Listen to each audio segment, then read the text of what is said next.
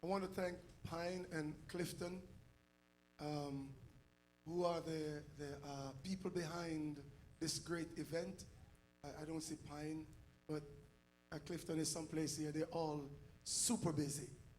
I'm just going to ask you to put your hands together for them, please.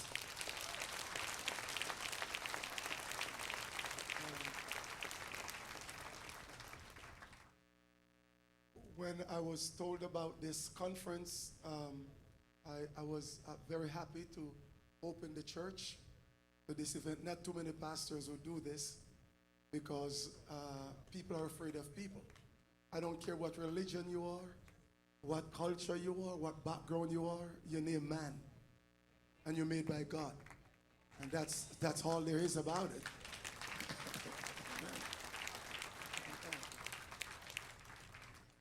We may not worship in the same church or even worship the same God, but we all have same problems.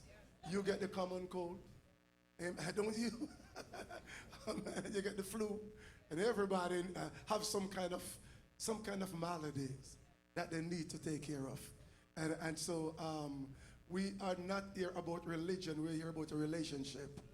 Amen? And we preach love because love is the answer. All right? And what the world needs is not so much guns, but it's love. And so we thank you for you came here with your hearts full of love. There's not too many people would come into a church. Amen. But we thank God. This is a church called a Church of Reconciliation. It welcomes everybody.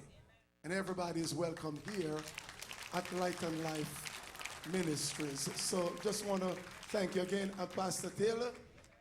And if you have somebody dead, you don't have no place to bury them, call me. Of course. So, I'm not advertising for the dead, I'm for the living. Amen. Did you come here to have some fun tonight? Amen. So I'll just relax, just take it easy. Don't stress yourself. That's why we're about medicine tonight. So if your blood pressure is going up, Dr. Sebi is in the house. Amen. And he will tell you what to do. Ladies and gentlemen, we're getting this mic. Did you give me back the mic? Okay.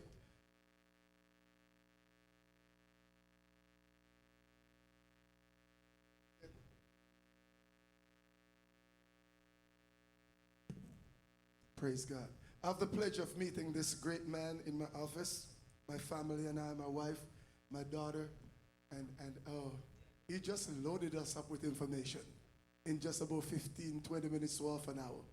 And I watch his DVD and stuff like that at home and understand that this man came here loaded and we're going to drain him tonight. He ain't going back home with no information in his tank. He's going to be empty. We're emptying him tonight, all right? Ladies and gentlemen, without further ado, please put your hands together and welcome Dr. Sebi. God bless us.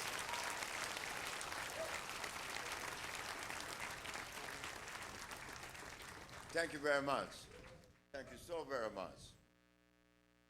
I have to thank Pastor Taylor and his family for opening his doors to invite this message. It's a message that I tried to get away from, but was dragged to it. I also have to thank Pine and Clifton, who felt that I was probably worthy of this moment. And I have to thank you, the audience, for being so graceful and believing in the message to sacrifice your time to come this evening to listen to the message, not to me, because I'm you standing here. I came from the same family you came from, a Jamaican family. Half Jamaican, half Haitian.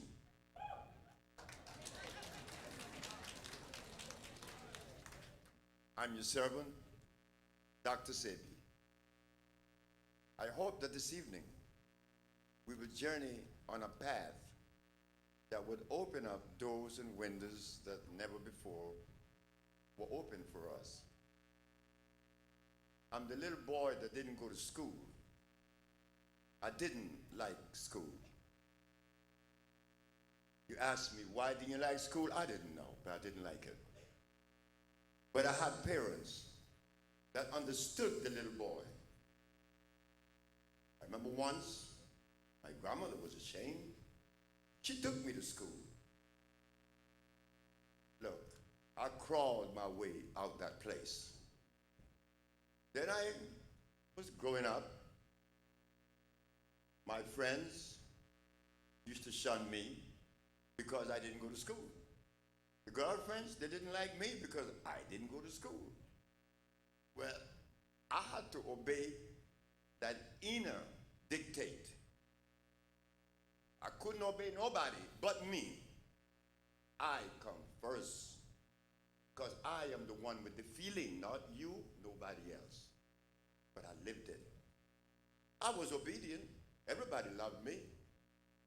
And I love everybody then, and I love everybody now. I have no problem in loving. It makes it easy. So as I grew up, I had to begin to work at 13. And then I quit the job at 13, went to work in the commissary at 14. I quit that at 20. I became a merchant seaman. Well, I couldn't bargain for any position because I hadn't been to school. So I went to the engine room, cleaned the engine, changed the filters. Then I began to study the engine and I began to make diagrams, and 5 years later, I was an engineer.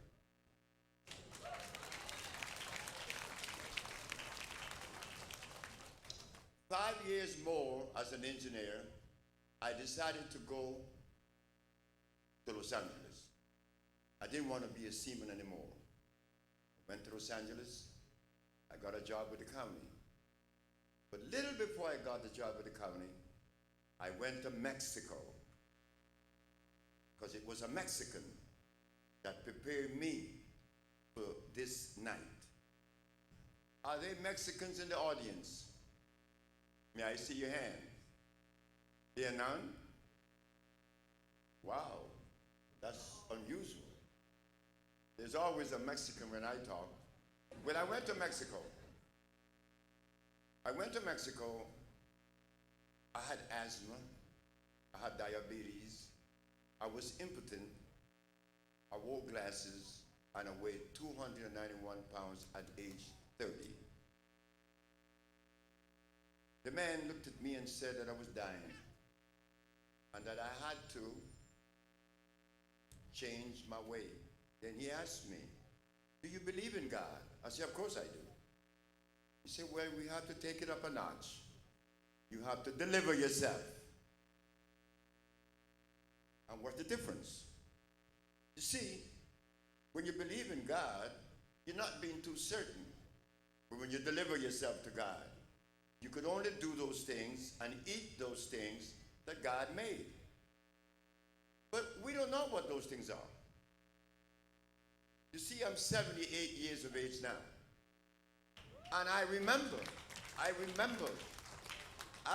my journey from age 3. I could remember it distinctly. I remember the conversations. I remember the philosophies I heard. Well, it didn't matter with me. I had to live by my inner dictate.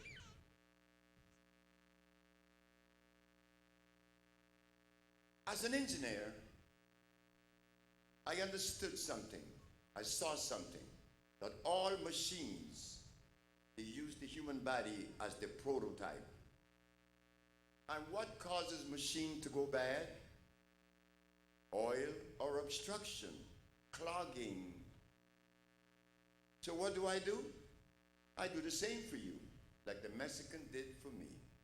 He said, young man, please, you have all these diseases. You need to stop eating. I said, for how long? Only a few days, 90 of them. I stopped eating for 90 days, and at the ending of 90 days, here I am in front of you 38 years later. 48 years later. I was 30 then, I'm 78 now.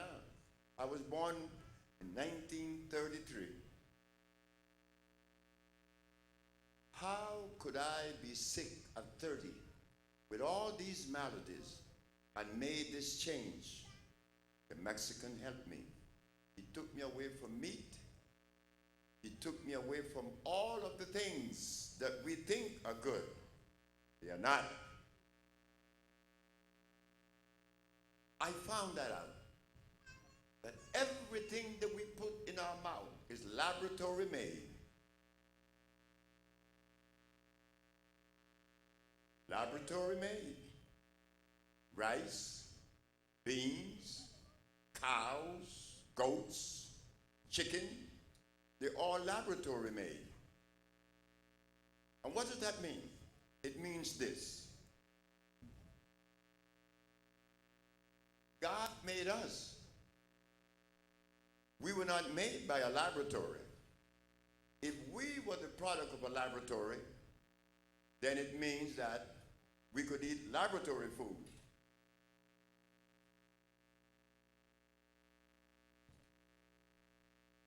Wait a second.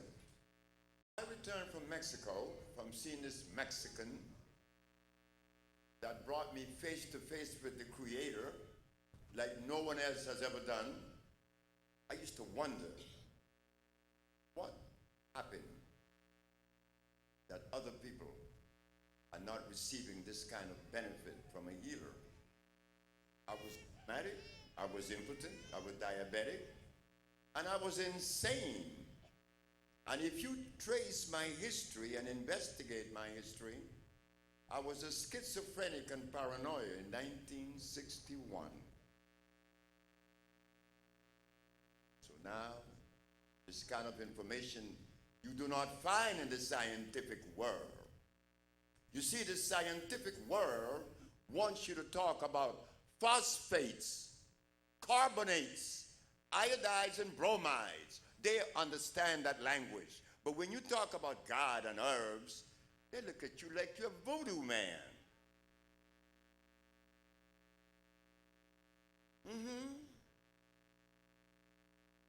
So as an engineer, I begin to compound these herbs. And this Japanese man by the name of Fred Takashita said to me, "Hey you, do you believe that you're gonna could help my wife with these stupid herbs that you're experimenting with?" What's wrong with your wife? She have endometriosis and she cannot have babies. I gave her the herbs. She took it. But the very next day, a woman came with her husband. I was washing dishes in my house. When I look out the window, there was a man standing there, and he was blind. His name is Mr. Fredericks. He said, "I'm blind, and I heard that you've been experimenting with herbs. Could you make me see?" I said, "I don't know if I could make you see, but I'll try." That was a Monday. I gave him the herb that Monday. He said, "When am I going to see?" I said, "Friday." And I don't know why I chose Friday. The man didn't begin to see Friday. He was seen on Wednesday.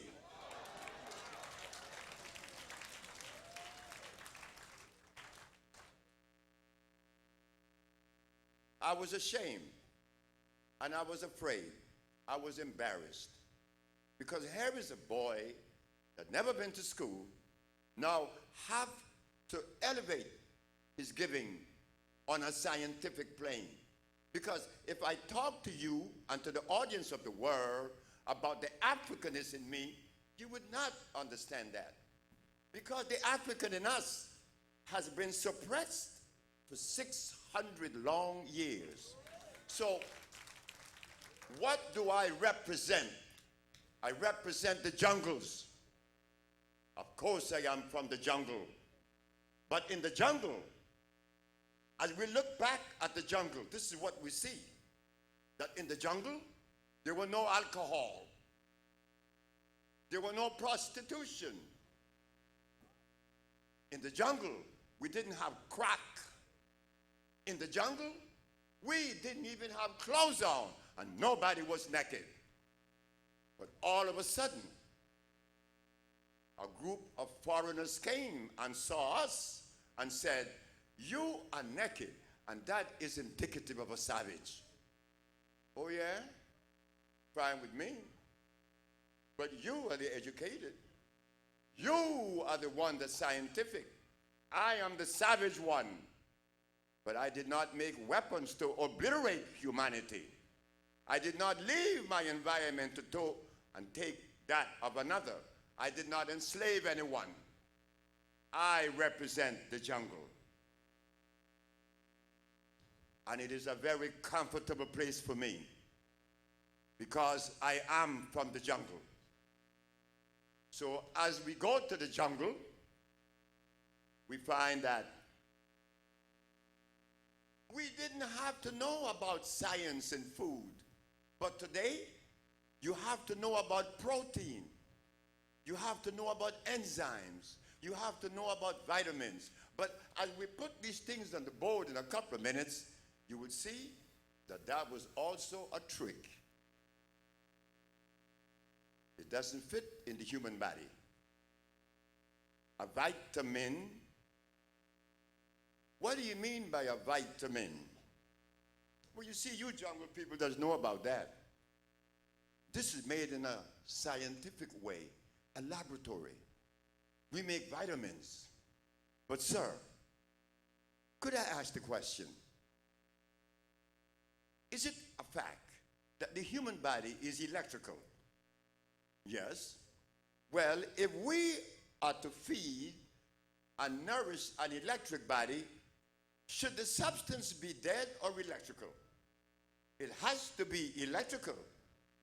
This is affinity. This is chemical affinity. The body cannot accept a substance if it's dead. It has to be alive, just like you. Well, are vitamins alive?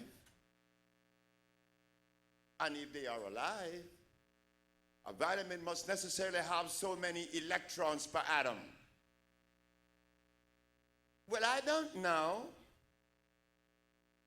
Well, what about the other one they call protein? Protein is a very necessary food, according to who? And whose yardstick? What is protein?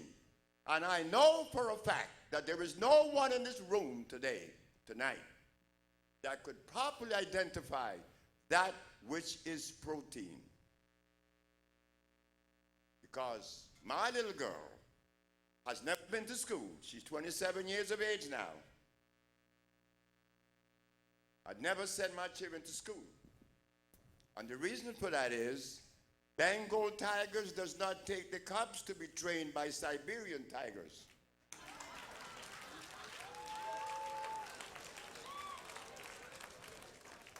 So when my little girl was 16 years of age, she looked at me and said, "Daddy, I want to go to school." I said, "What?" "I want to go to school." I said, "For what?" She said, "Well, my friends, I have none. All my life, up until now, is only you and Mom. So I want some friends. And I may even want a boyfriend." "Well, go to school. I'm not going to register you in." She took the car key, she went to school, registered herself in. The teacher said, "Where are your transcripts?" She said, "What is that?"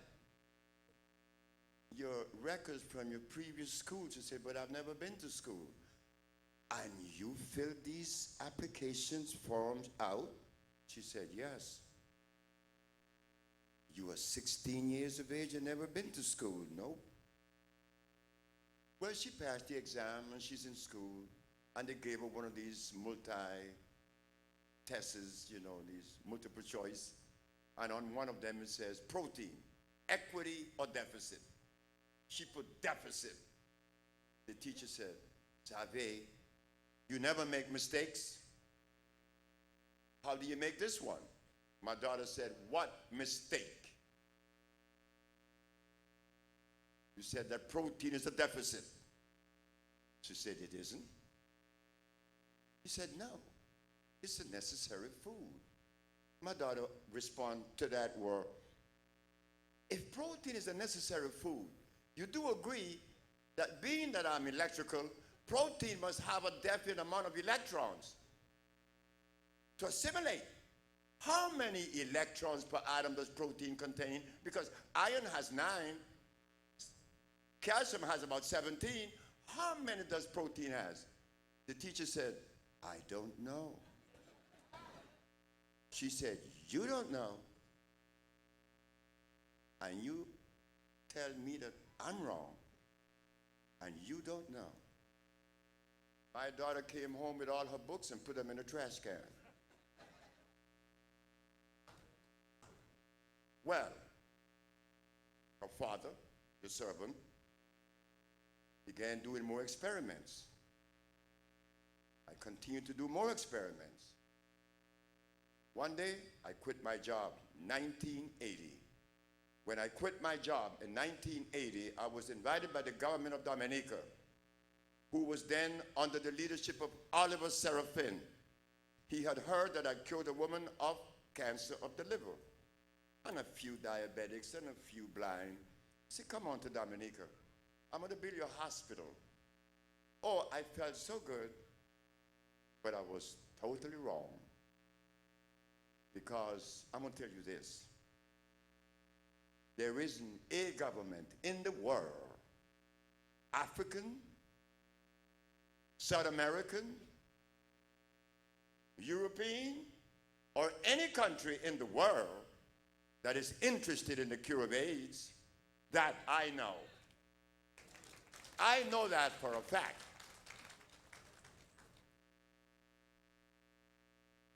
Well, Mr. Oliver Serafin lost the election, and Miss Mary Eugenia Charles came and kicked me out. I said to her, Miss Charles, I would like to ask you a question. Why are you kicking me out? Because I only support the practice of orthodox medicine.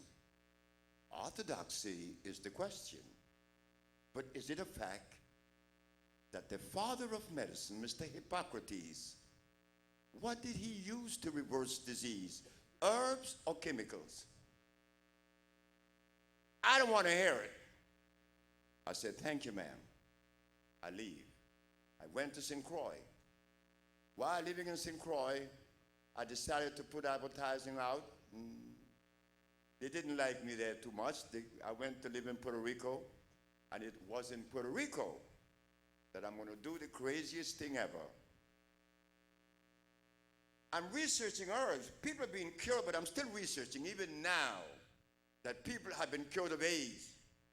And incidentally, I have the proof right here today that all doubts would be dispelled, because when a black man talks, it has no place, not only in the eyes of the other people. I'm rejected first by you. And the reason why you have to reject me is right in place. Look what you've been eating for the last 500 years. Starch and blood.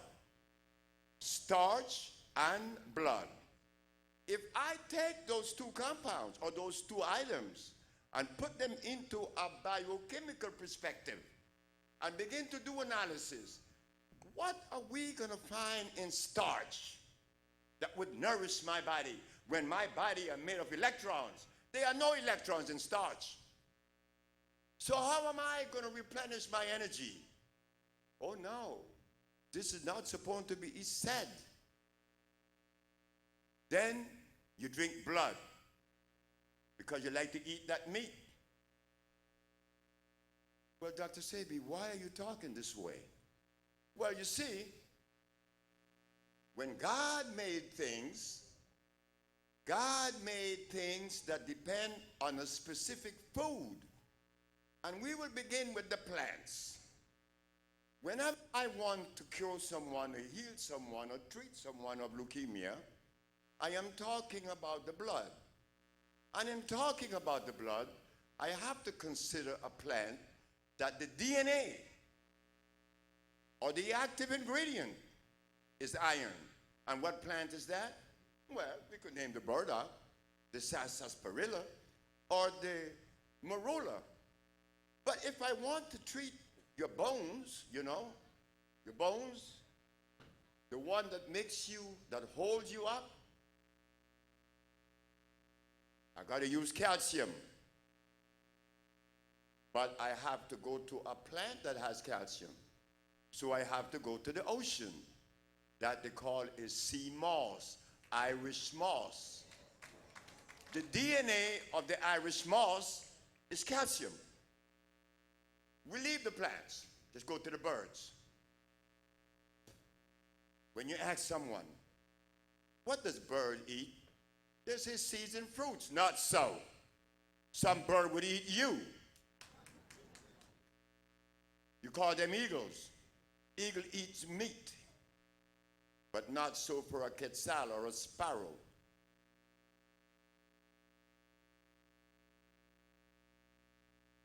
So when God made the black man, you think he put a cow in Africa? You think he put a chicken? You think he put a goat? You think he put lamb? No, brothers and sisters. Lamb, goat, cows, and chicken are hybrids. They were made in a laboratory, and they're not African. But you go to Africa today, that is all they eat.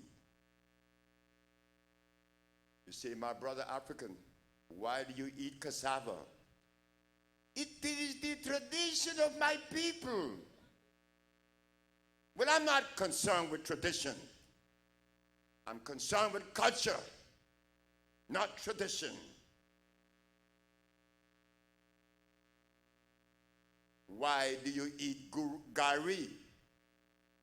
It's made from the cassava. God did not make cassava. Man did. And how do I know that? Well, I'm going to make it short.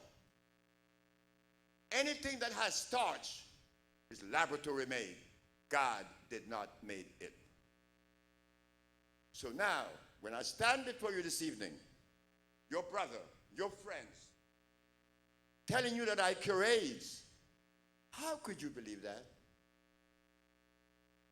Why should you believe it? Well, Oprah Winfrey, she laughed at me. She had to. I'm black. How could she support a black man? But in this book, I will show you that there are diagnostic sheets from laboratories around the world, HIV positive, HIV negative. When I saw that, for about the 17th time, I told my mama, I said, hey girl, I'm going to put an ad in the paper that I cure AIDS. She said, you out of your mind. I said, why girl? Because I used to call my mama girl. Hey girl, why? She said, because son, you're not living in a world where truth predominates. You told me a story once and you were right. I was married to a woman and I came home on Sunday morning and she asked me, where were you last night? I said, I was with Evelyn all night long, making love to her. You know what my wife said? You are lying, go sleep. And that was the God in heaven truth. People just don't believe the truth.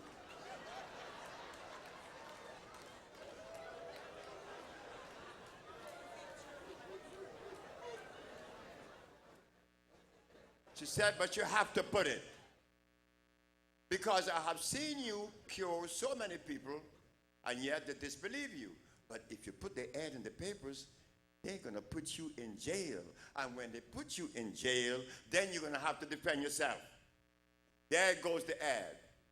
1985.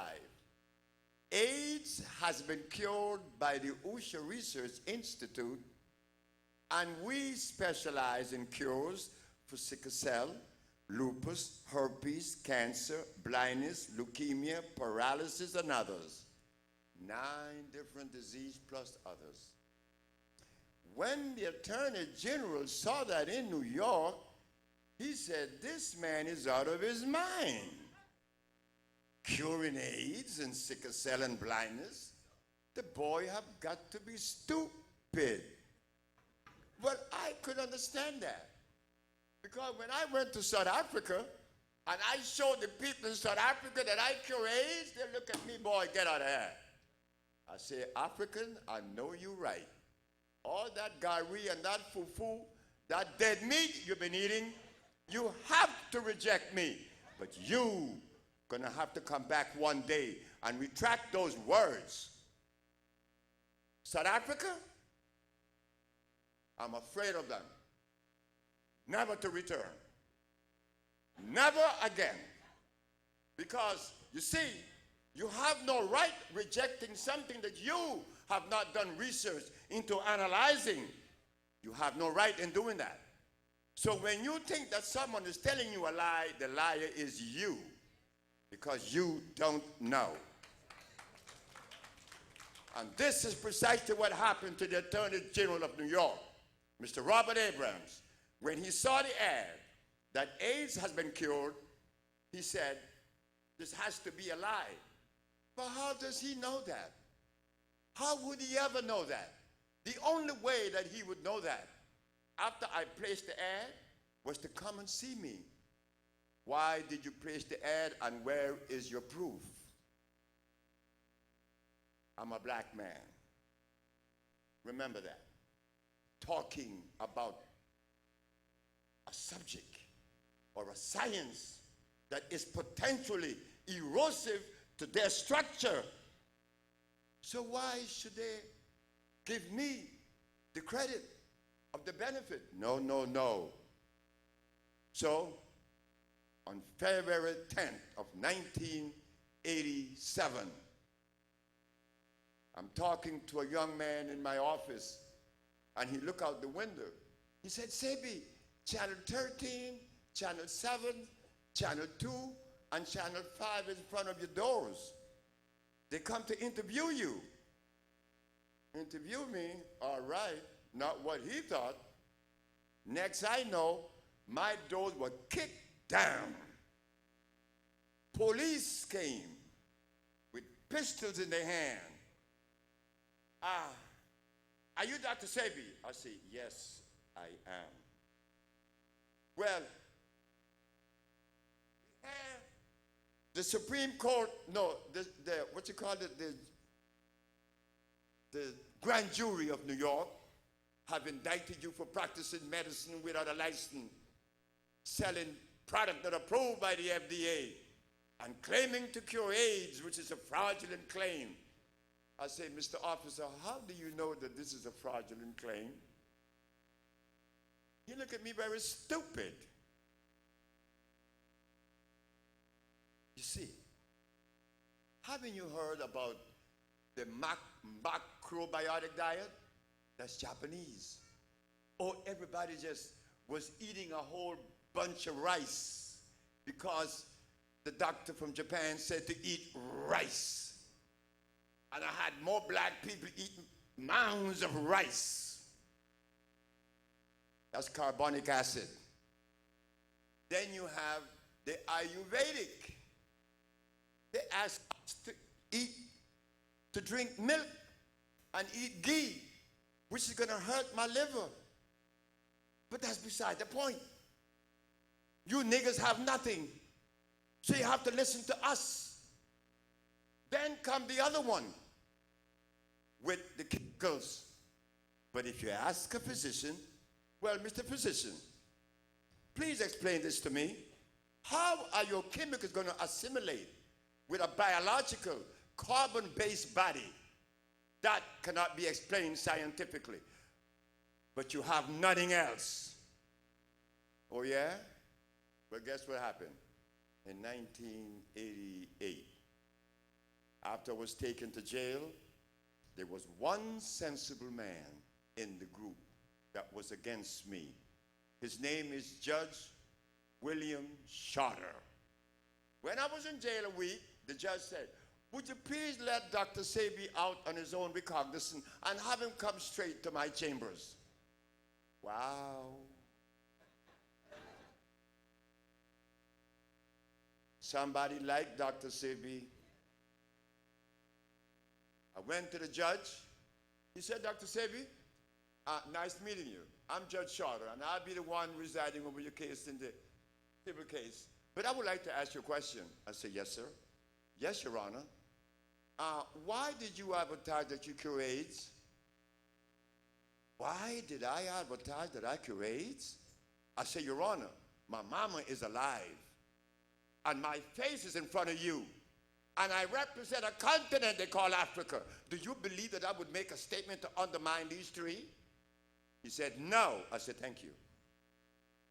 I didn't tell the man I cure AIDS or not, but he put it together, and he said to the woman who is at the table, he said, young lady, she was from the Attorney General office. Her name is Phyllis Pay.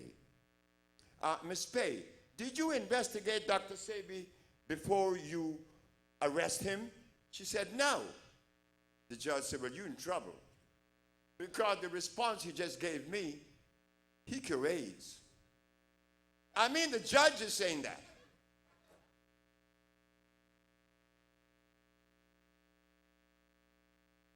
Well, I know that it would be difficult for anyone to understand that black man cure AIDS, especially one that has never been to school, because our yardstick is a European one.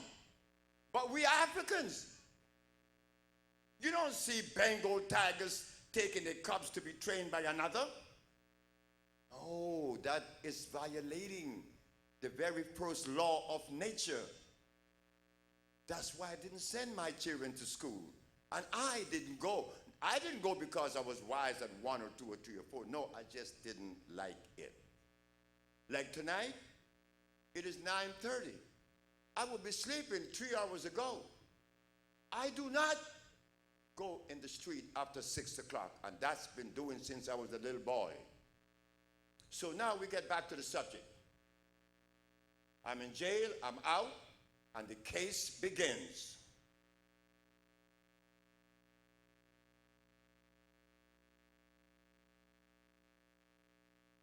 Dr. Victor Herbert is being interviewed by the Attorney General or the prosecuting attorney. This is in a civil case under Judge Charter. I'm going to cut it short. Judge Charter, no. Dr. Victor Herbert, have you ever heard of a therapy that cures AIDS? The doctor said no. Have you ever heard of an individual that cures AIDS? He said no. Have you ever heard of a compound that cures AIDS? The doctor said no. And the judge responded by asking the physician, Dr. Victor Herbert, have you ever used Exhibit A, Dr. Sebi's product? He said no. The judge said, thank you. In other words, the judge just destroyed that line of questioning, because the doctor praised himself as if though he knows everything. When the doctor saw that when the doctor saw that the judge destroyed his line, he responded by saying, Your Honor, I know all about herbs. The judge said, so, for instance, what? Take, for instance, the foxglove.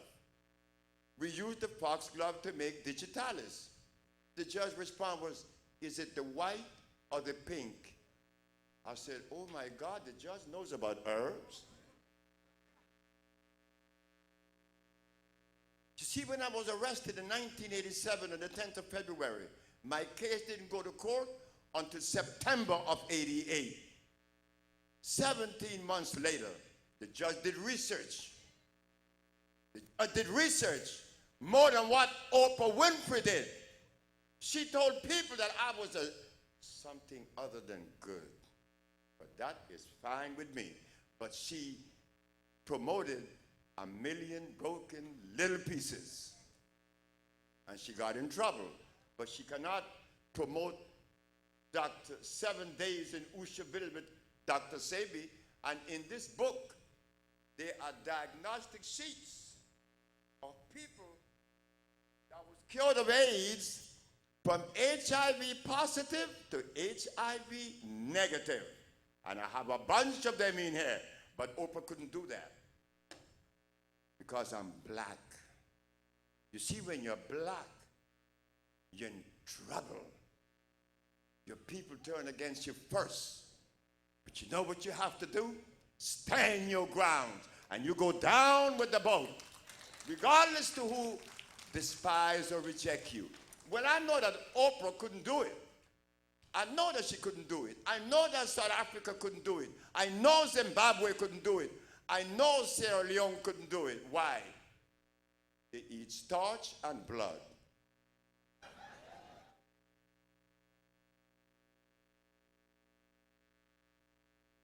If they hadn't eaten starch and blood, why would they reject me when I have clinical proof? I'm the only one on the internet that put the cure for AIDS. Why can't they come and arrest me again? Now, we're going to get to the other part, then we're going to the blackboard. I'm going to the, before I left the civil side, the judge said, stand up. Dr. Sebi, when you walk in my courthouse, the state wanted me to see you as a villain. I saw an honorable man.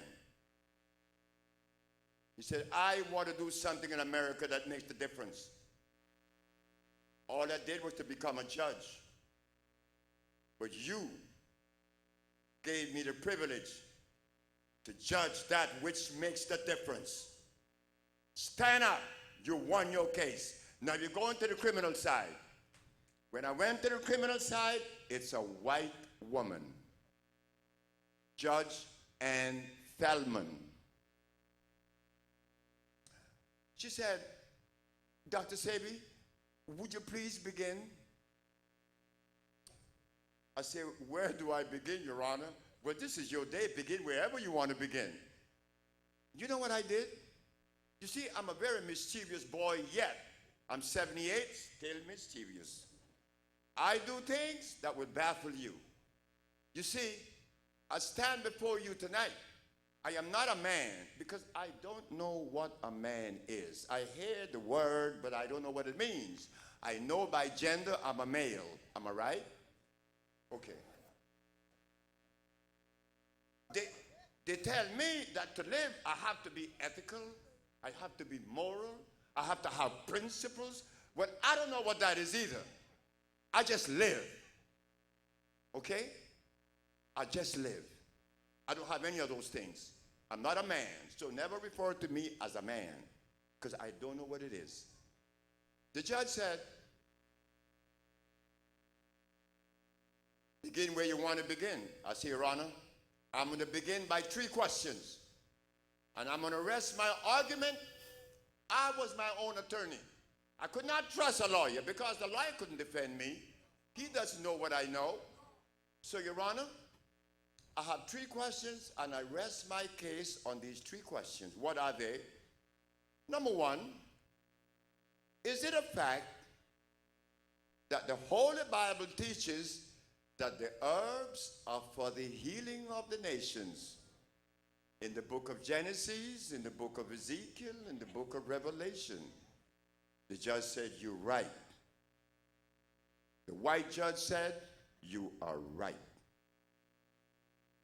The second question, Your Honor, is it a fact that the father of medicine, Mr. Hippocrates, that established the principle of medical science, did he use herbs or chemicals? She said, herbs again. Last question, is it a fact that the human body is carbon-based? And being that the human body is carbon-based, the substance to assimilate and repair and nourish has to be carbon-based. She said, yes, that's an herb. There are 3 physicians in the Supreme Court, Dr. Victor Herbert, Dr. Bonanno, and Dr. Christopher. These are people that's been to school. I hasn't. The judge said, do I get a response of these 3 questions from the physicians? They took their pencil and they started doing it as though they didn't hear anything I said. So the judge said, if I don't get a response in 2 minutes, this man will talk uninterrupted for the remaining of this case. Well, what response are they going to give? what I just asked, is the God in heaven true?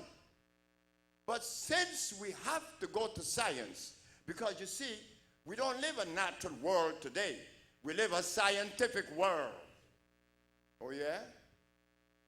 We better stop that, because science shows that a chemical has no place in the human body, so why do we use it? But the breakdown that I want to understand is this one. Why is it that the Holy Bible shows us this, and my brother was a preacher, but when he got sick, he went to get the chemical. Why did he do that? And he was preaching for 30 years. You see, you know why he did that? The same reason why Oprah Winfrey rejected me, the same reason why South Africa rejected me, and the rest of the African country but one. Only one country in Africa invited me, and when he told me that he wanted me to go to Africa and do work, oh my God, I went home. I didn't tell my wife anything because I couldn't believe it. Do you know what country is that? Tanzania. President Kikwete, he said, you are going to bring to Africa the second liberation. Africa doesn't know that the AIDS that exists is only because the autoimmune system of the human body has been destroyed. Africa was never supposed to eat meat and starch because these are not the product of Africa. Go and tell that to the Africans today. You get yourself in big trouble. At the ending of my case in the Supreme Court, when they went to deliberate, the juries, they came back. Practicing medicine without a license, not guilty. Selling products not approved by the FDA, not guilty. Because he doesn't sell medicine, he sells food. And claiming to cure AIDS and other diseases, not guilty. This happened in 1988, and they continue to tell my brothers and my sisters that there is no cure for AIDS. Right in this book here, y'all will read that there are people cured since 1994. Brother, read it to them, please. Here, you look at it. Go to page 100. It's right in that book. Tell that to the Africans. Tell that to the AIDS foundations that exist in America and all over the world. They're not going to listen to you. So Dr. Sebi went home one night and realized it's over. It's all over. Everything we see and hear is a bunch of words. A bunch of words. You know? A bunch of words about virus, about germs, about bacteria. A bunch of words. But when you put them on the blackboard, they have no place in human life or even science. A bunch of words. So one night, I'm in Chicago, and a man who all of you should know of, Dr. Peter Duesberg, he wrote the book, our book on AIDS, but he called and he never identified himself first. He said, Dr. Sebi, I'm not going to identify myself, but I'm going to ask you, why did you tell the Supreme Court that AIDS is not the result of a virus? I said, simple, because common sense. He said, common sense? I said, well, I know that common sense is not too common today, but common sense tells me that if AIDS was the result of a virus, my compound would not be able to cure him because they were not made to fight virus. They were made to nourish the body and to cleanse the human body, not to fight any virus. He said, you are right. AIDS is not the result of a virus. And let me tell you all something. I don't know what the big thing about AIDS is all about. Because pneumonia will kill you quicker and faster than any AIDS. So what's the thing about AIDS? Let me tell you something. Africa is dying. Africa is malnourished. Africa is suffering with severe anemia. That is what caused Africa to be sick, not AIDS. AIDS is only one of them. What about hepatitis? What about sickle cell? They all belongs in the autoimmune system. AIDS is a joke. So how do I cure AIDS? Well, unlike the physician, he claims it's a virus. I said it is mucus that you have broken down. The judge, when I said mucus in the Supreme Court, the physician, Dr. Victor Herbert, said, this man is insane. This man has to be insane, Your Honor. He said there's only one disease. Well, you have a problem with that? Because a black man is taking a position? I'm not going to back down. There's only one disease. I repeat it again. The judge said, what is the one disease? I said, Your Honor, you already knows it. When there is sinusitis, what's in the nasal passage? Obstructing, she said mucus. And when there is bronchitis, what's in the bronchial tubes? And when there's pneumonia, what's covering the lungs? The Dr. Victor Herbert gonna jump back and say something crazy. And what about AIDS? And what about AIDS? You and your one disease theory. Theory? Your Honor, Dr. Victor Herbert just said something that I do not subscribe to. Theory? Your Honor, I have never been to school. She said, you have never been to school? I said, no, ma'am. She said, help me.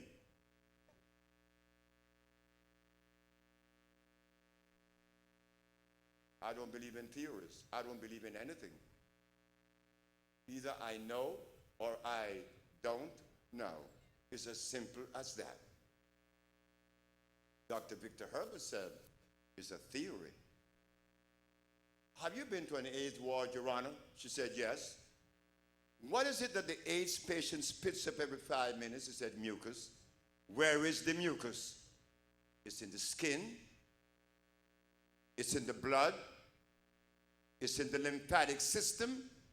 And the three of them together makes the immunological system. The blood, the skin, and the lymphatic system makes up the immune system. That is where you find the mucus. I should know because I cure AIDS. When the jury came back with the verdict of not guilty, you know what the judge said? If you had not come back with that not guilty verdict, I would have given Dr. Sebi a not guilty verdict because he came to the Supreme Court with 77 people that was killed from AIDS to blindness. No one has ever done that in the Supreme Court of New York.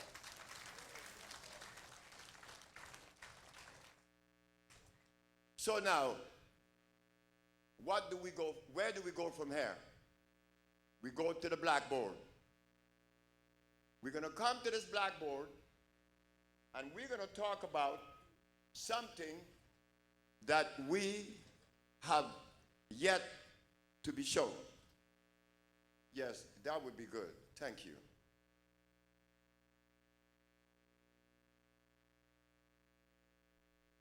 It would be good. Well, they will see it too. Where is the pencil? Oh, thank you. Thank you so very much. Give me the black one. Yes, we're going to come to this, go to this board and try to make sense. Because sometimes I'll be talking and I don't even make sense to myself. So I want to make sense to you. We're going to draw a line. I'm going to come down. This is a line that I always use to break down food or any substance that is alkali or acid. According to science, science have selected this number 7 as being the neutral zone. A pH of 7 means it is neither alkali nor acid. It is neutral. 7 you find in distilled water. Now look what I had to do.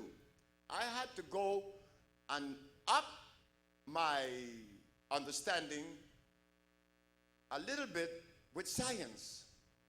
I didn't want to do that because I'm very lazy. I don't like to talk too much. I'm going to tell you what I have to tell you and walk away. Regardless if you believe it or not, that's not my business. But now, because we are indebted to science, I have to go the scientific way. But when we were in the forests of Africa, we didn't have to know about any pH. You know what pH means? That is the abbreviation of hydrogen ion concentration. Meaning what? Oh my God, there we go again with science. If you are below 7, 6, 5, 4, 3, 2, 1, that is on the acid side. Anything below 7 is acid. That's acid. Anything above 7 is alkali. 8, 9, 10, 11, 12, 13, 14. Alkali.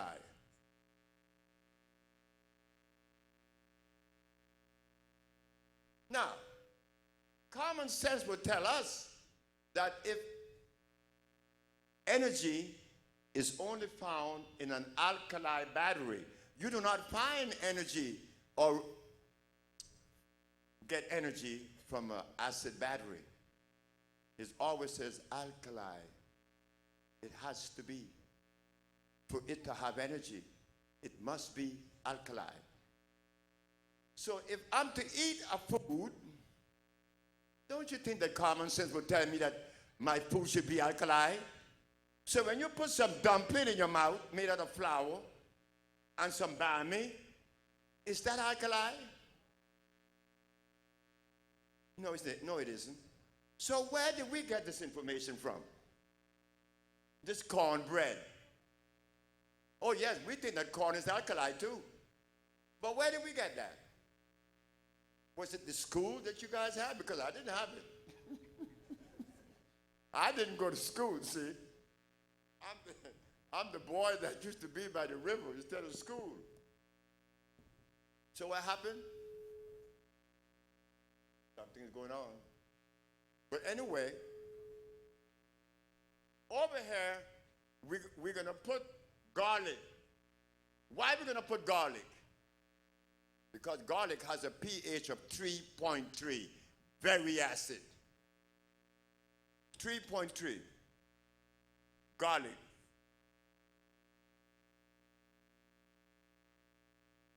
Cow milk, 6.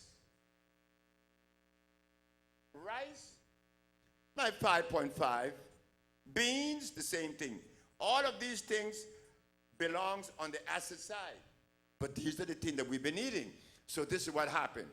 I was married to a woman in Louisiana by the name of Melba Jean Thomas.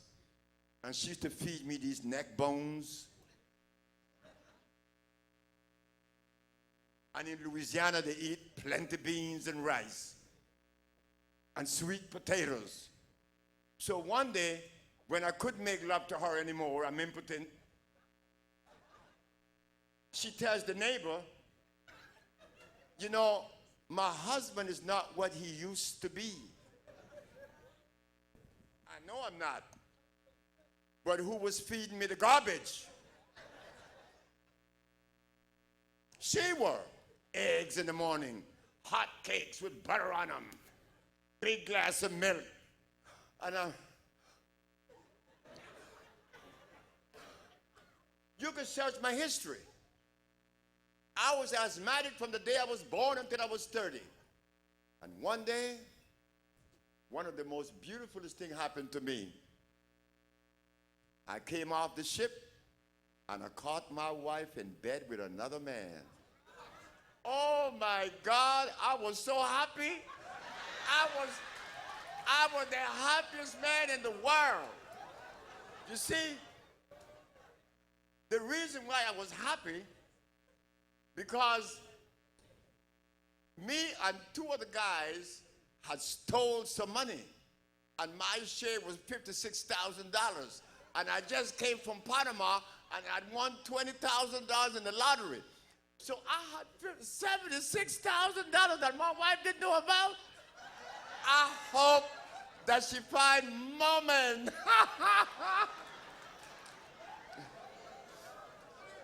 I went to Los Angeles, and I bought myself a car, and I bought myself a house. And I was riding around in my Volvo, and I had my little $23,000 home. I still have about $50,000 left. She never knew that.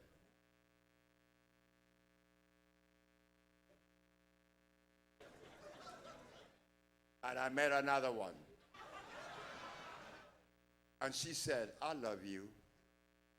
I said, girl, be cool with that, because I've been told that 1,000 times. But she was very good. She turned to be, ooh, what a woman. I was an engineer then. Marilyn from Memphis. As much as she loved me, and as much as I love her, I took her to dinner one night, a Friday night. I said, Marilyn, I'm going to leave you. She said, is there another woman? I said, never. I said, you know I've been with you for 9 years. I come home every day. We bathe every day. You bathe me, I bathe you sometimes. How could there be another woman? And why are you leaving me? I said, Marilyn, I bought this house. I'm giving it to you. I got this car. You got your own Volvo. I got mine. I said, I'm making a lot of money. I'm making over $2,000, $3,000 a month. In 1980, I'm making over $3,000 a month as an engineer. And you're going to leave it for what? I said, I have to leave this. Since that Mexican killed me, I cannot understand me being an engineer without letting the world know that there is a cure. I'm quitting my job. I quit my job. And I journey on this path. And God helped me. But one night, it wasn't too easy on me. Remember when I said that they kicked me out of Dominica? I'm in St. Croix. I spent all the money I'd saved buying this and buying that, house and all the things for the house, you know, furniture. Now I'm in St. Croix. I'm sleeping on somebody's floor. And I don't understand this. The moonlight was full. I went by the ocean, and I began to cry. I began to cry, really cry. I mean, I felt defeated, because I just left my job a year ago. I know I could do the work that I said I was going to do. I was confident in myself, but now I'm losing confidence because it looked like nobody in St. Croix believed in me. They used to throw fecal matter in bags at my doors. Oh, boy.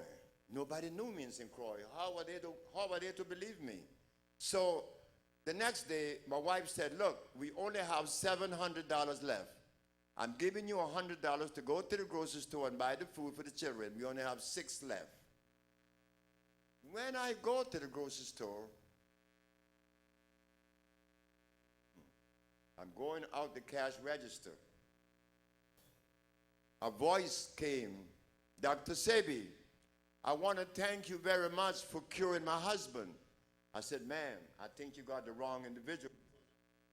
In St. Croix, nobody knows me here. No, you cured my husband in Dominica. My husband was blind and he's seeing. You never knew that. I said, no. The only blind man I've ever cured is in Los Angeles, Mr. Fredericks. No, my husband is seeing. You know how he's seeing? You know who my husband is? I said, no, ma'am. Remember when the policeman came to you and said that he was impotent? And he was no longer impotent because his wife used to pick up the medicine? And he asked you, how could you cure someone without seeing them? I said, because you don't drink me. You drink what God put in those herbs, in that bottle. You don't drink me. You drink herbs. God made those, not me. And they are made to cleanse the body and to rebuild cells. It's as simple as that. It's a cleansing, an intracellular cleansing, and a rebuilding of the intracellular system. Do you know that all the people that was in that supermarket that heard that, I became the Pied Piper. They were after me now.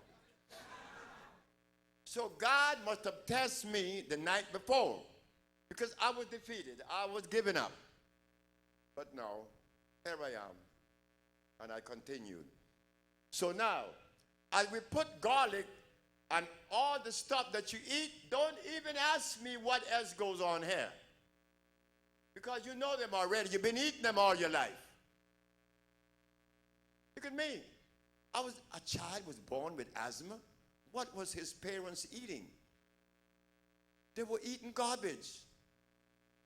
Then I'm the result of that adulterated sperm. And you think that I'm sane right now? You think I'm wrapped tight? Yes, I cure AIDS. That's nothing. To cure AIDS is child's play. Don't let nobody fool you, brothers and sisters. It's just a matter of staying away from the acid foods and cleanse that system properly. There goes AIDS and all other diseases. So now, we should be concerned, what are we going to put on the alkali side to eat? Well, you're lucky you live in Canada, because Canada has a lot of natural foods. In fact, there is a plant that is from Canada called the Canadian snake root. It's one of the best roots in the world. I buy my maple syrup from Canada. They have wild rice in Canada. They have spelt in Canada. They have amaranth in Canada. Canada has a large variety of more natural foods here than the United States. So what do we put over here? Spelt.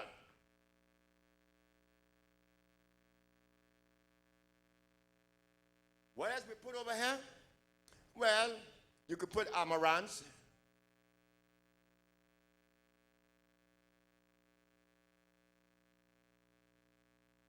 And you can put much of the greens that you eat over here. But you want to stay away from the starch. That is the enemy. Starch is a chemical. It's not a food. Starch is carbonic acid. So when you eat it, why do you eat it? Because you were trained to eat it. And starches is what I lost many patients by. Did you all remember a movie star by the name of Rerun? Rerun was named Fred Berry. Fred Berry came to me in about 4 months. Fred Berry is straight again. Fred Berry diabetes, his impotence, his high blood pressure, and his gout is gone. Fred Berry is going home one night, and he passed by M&M restaurant, and the smell in that restaurant said, "Hey, Fred, come on back, man. At least one more time. Just one more time, man, before you make that plunge into the vegetarian world. There's some baby back ribs here. There's some tater salad. There's some neck bones." And Fred turned back and made that mistake. And they found him dead eating the food. Another one, there is an island in the Caribbean that every time I get a patient from this island, I'm scared. That island is Trinidad. There isn't a food in the Caribbean that is as addictive as the Trinidadian food. We're going to Pearl Punter and Christine Punter. One of them had cancer of the breast. 2 years later, the doctor had problem finding it, but she ran back to Trinidad. And boy, did she put the curry in her mouth. And did you know that curry is made of turmeric? And also, the other one is called paprika. Do you know how they make paprika? Well, I'm going to tell you guys, brothers and sisters and friends. Paprika are considered polymers. Polymers are artificial chromosomes. It's a laboratory product. Turmeric, likewise. These are agents that would definitely, surely cause cancer. They both died after looking so good and doing so good. But the last one that did really bad for me was Al Pratt. Al Pratt was in Honduras. He had AIDS, and he made a mistake. He went to the physicians, and the physician told him, "You HIV negative." He said, "Yeah." The doctor said, "Yes, you are." Al Pratt came to me and said, "Dr. Sebi, thank you." "Thank me for what?" "I'm HIV negative." I said, "Al, sit down. Let me tell you something. You may be HIV negative, but the doctors were the one that sent you home to die. They signed your death warrant. So how could they be the one to tell you you're cured? You're not cured. You're HIV negative, but your immune system is as weak as it could possibly be. And if you put something in your mouth before a year that doesn't belong in your mouth, you are dead. So don't worry about it." Al's birthday is tomorrow, Thursday, and this is a Wednesday. Al is from Atlanta, Georgia. Al called my wife that Wednesday night and asked my wife, "Matun, do you think I could eat Burger King?" My wife said, "Now why are you asking me this? You can't eat Burger King for the rest of your life." "I don't eat Burger King. And I didn't have AIDS." He went and he ate the Burger King and died 4 o'clock in the morning. So brothers and sisters and friends, whenever you cleanse your system, you cannot go back and eat that stuff that you thought was good. No, it's going to take a toll on you. So now, as we come over here to show what you could eat, I'm going to give you something really fast. When I wake up in the morning, in order for me to maintain my knees in good shape, boom, I could fall on my knees, right? But when I was 30, I couldn't do that. At 78, I could do it because I drink that sea moss. A mug of sea moss in the morning and 2 glasses of water. But I would take something that I make called the green food. The green food plus, which you will be having here through Pine and the other brother, Clifton. Going to straighten your bones. Going to straighten your nerve. So in the morning when you wake up, don't think of those eggs, because that's going to hurt you. Other races could do that, but you can't. Like God did not put meat in the gorilla environment. He put leaves. God did not put any cows in Africa. Cows did not come out of Africa. Neither did any of the starches. But we didn't know that. But how were you supposed to know that? The school didn't teach that. It doesn't teach that now. So how were we supposed to know that? I'm not smarter than you. I am not smarter than anybody in this room. I'm you standing here. I just happen to intercept the right information. That is all. That is all.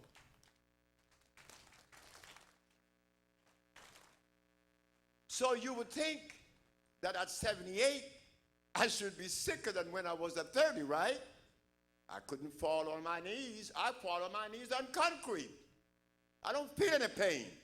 But the people who uses chelated calcium, coral calcium, tell them to do that. They leave their knees on the floor. Now, breakfast we talk about, right? Sea moss. But if you want to add something to eat, use the spelt bread. And you could saute some mushrooms. Mushrooms are very good. They're very high in phosphorus and iron. Then you go to work. You're going to give your country and your employee more energy. Your employer more energy. And when you leave your work, you're going to have energy. And you're not going to have any problem with your neighbor. You're going to love them. Why? Because you're eating foods that your body needs. So I don't eat at noon. That is out. I do not put anything in my mouth at noontime. I'm going to eat around 3, 4 o'clock. And what am I going to eat now? Well, I saute some greens. You know, you have it. What you all Jamaican people call it? Kalaloo. You don't have to put the side fish in it because that's loaded. You have to put sulfide in that stuff to preserve it. But sulfide going to rob you of your oxygen. You don't do that. So you put your kalaloo, you put your onions and bell pepper. Don't put no garlic in it. So what you going to eat with the kalaloo? Then you got quinoa. They sell quinoa here in Toronto. Of course they do. Just go to the health food store. Then after a while, the health food store is going to notice, well, the industry is going up. Why? Because people are getting healthier. Then the police wouldn't have too much work to do. And you would not be able to think bad of your neighbor. You would love your neighbor because now you are loving yourself. I could talk about that because in 1961, I want to blow my brains out. But look what saved my life. I was still a merchant seaman. I was going to India. And my life was really destroyed. Oh, I want to end it. I bought a 38. I went up on the top of the ship and I put it under our old mattress. And I planned the hour to kill myself. I'm going to hold on to the railing outside, blow my brains out, and then fall in the ocean. The night before I'm to do that, I'm talking to an Arab named Miseli Mohammed. He's from Algeria. And I was telling him some things that I had learned through my history. And he was looking for me. I was already on the top of the ship, contemplating blowing my brains out. Suleiman came up there, Miseli Mohammed came upstairs and said, man, I've been looking for you. I said, what you looking for me for? Man, that stuff you told me last night, you saved my life, man. I said, oh God. This man is telling me that I saved his life and I'm about to take my own. I didn't have the nerve to go under the mattress to take the gun out because I was afraid that if I take it in my hand, I would blow my brains out anyway. So I kick it over the side. I never tell Muhammad that he saved my life though, because I quit the ship after I got back. So I'm showing that from the lowest state of existence, you could come back. And I don't care what age you are, because I'm going to show you, for instance, a man, an example. Manuel Roman, he's from Spain. He came to me, this Spanish man was something else. He said, look, you nigger, I'm giving you $1,500. And if you lie to me, I'm going to blow your brains out. I said, don't worry about it. He said, don't worry about it. You better worry about it. So He went home. He took the treatment. The man had a big belly. He had gout, diabetes, and everything else, high blood pressure. 6 months later, his wife called me and told me she going to kill him. I said, why are you going to kill Manuel? Her name is Erlinda from Ecuador. She said, because since you've been taking your remedy, he's having sex with the cook, with my sister, with the neighbor. How old is Manuel Roman? He's 84. I'm going to Los Angeles. Charlotte Hudson. She walked in the office. Oh, Dr. Sebi, you know I'm poorly.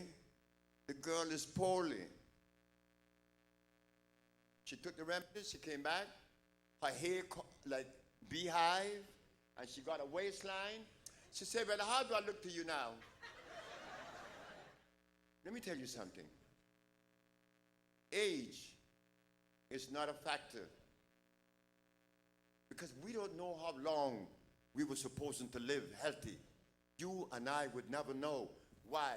Because you and I, the children of people that ate meat and starch, you understand? So how long did we live before we were exposed to the meat and the starch? How long? Do you know how long we live in Africa before we ate the garbage? No, you don't know. So now, when we come back, after the break, we'll go into the second part of this healing journey.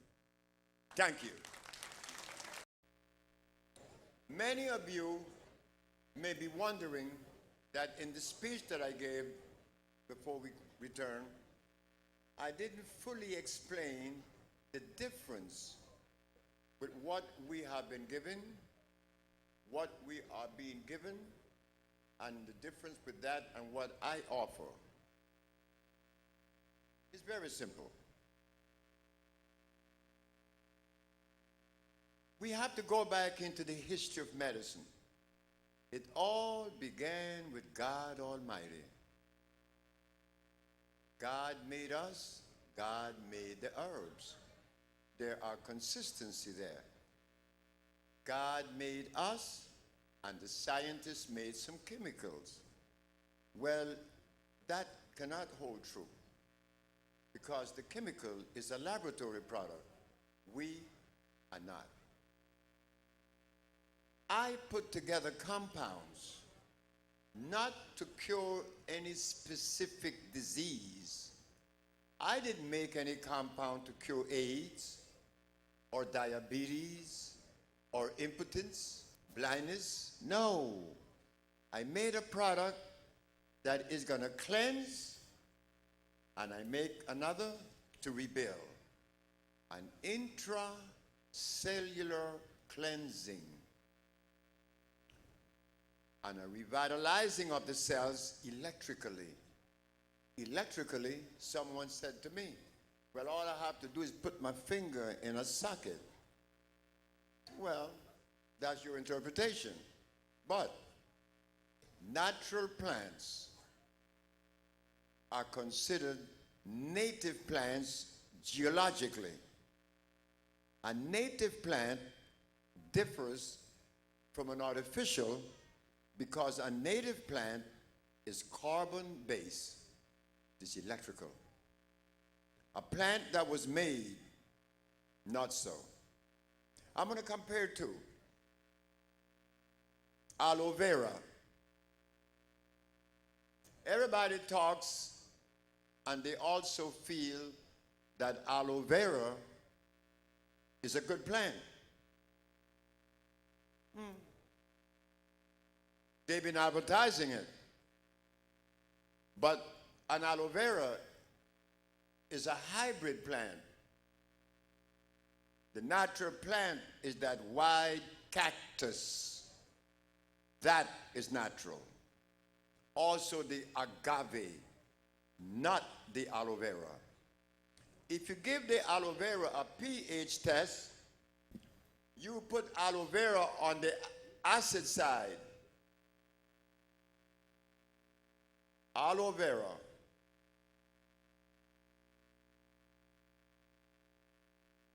belongs over here. What I did was to carefully select from the forest the plants that are natural. Plants like the kankansa from Africa, the marula, the iboga. The other one that you guys, many of you should know about this one. They call it the hoodia. The hoodia plant is used to lose weight. But why does it help you to lose weight? Because it nourishes the body so well, you don't want to eat because you're not hungry. But when you eat something that is denatured or starch, the more you eat, the body keeps saying, I'm still hungry. And you eat some more, and I'm still hungry. You eat some more, and I'm still hungry. And you begin to buy these larger dresses without realizing that your body is talking to you. It is telling us you are hungry. But we interpret hunger with eating a lot to quench it. No. Hunger only says that you are starving for the food that is natural. And in proportion, I'm going to give you an example. You could eat 5 pounds of food, never receiving any nourishment. But if you eat 2 ounces of something natural, you will feel the energy immediately. Why? Because it will assimilate. Assimilation means it's going to go and digest with you. It becomes one with you. If we have problem understanding that, I'm going to show you another example. Whenever summer comes or spring and the grass begins to grow, you take yourself a knife and you chop away the grass and you clean a little circle area and you put a plant that is unnatural in the ground, like a carrot or a beet. Tomorrow when you get up, those defense that the planet has would eat that stupid carrot up. Just a minute. Why did the bugs eat my carrots and the bugs did not eat the grass around it? And there is more grass than there is my carrot. We never ask those questions because the school didn't prepare us to ask those questions. You know why the bug eats your carrot? It's just like your white corpuscles in your body. Whenever there is a microbe in the red corpuscles, in the red blood cells, the white corpuscle want to eat it up. But in trying to eat up what's in your blood, it winds up eating you because you have not stopped the garbage from coming in. That is in the case of leukemia.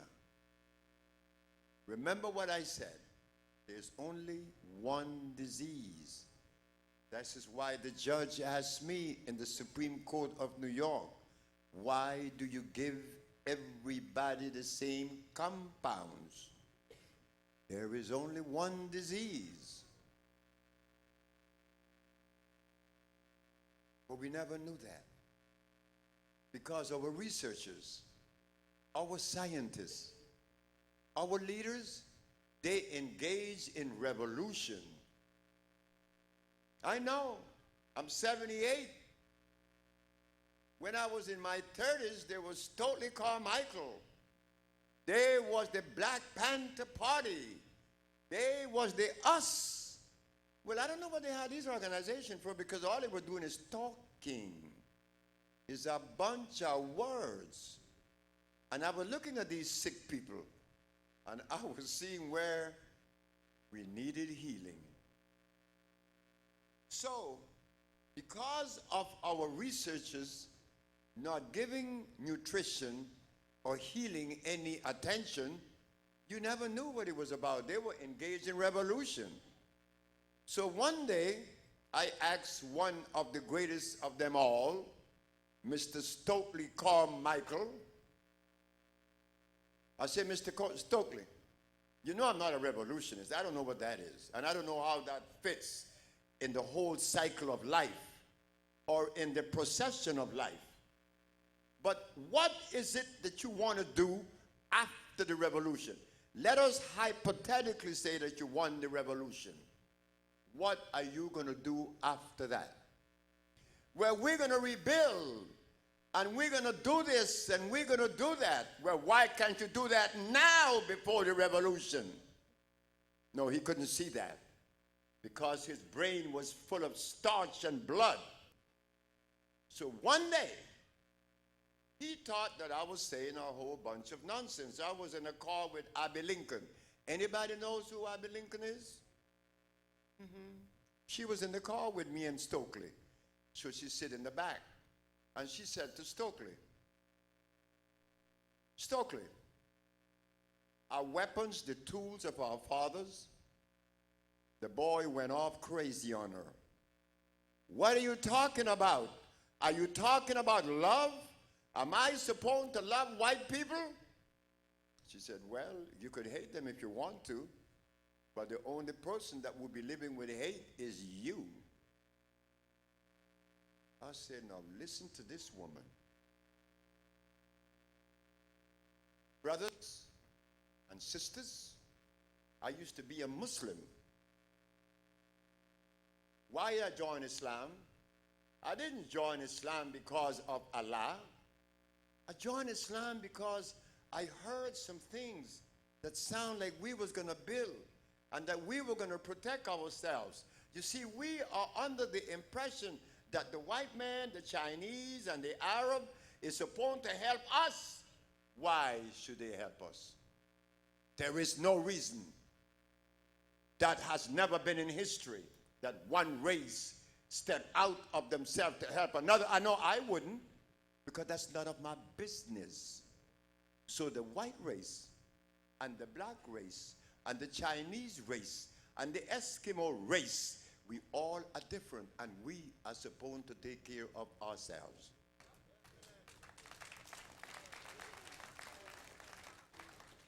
And this was precisely why I became what I am, because I saw the need of it.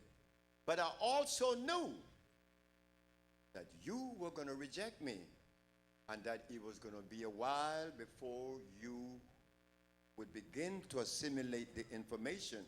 It took time. But let me say something to you tonight. Do you know I have been talking for now 38 years? I have never had an audience this big. I mean, I had to come to Canada.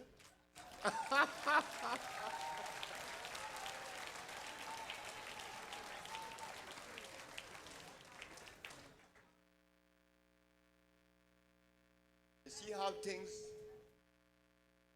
things move? I had to come to Canada.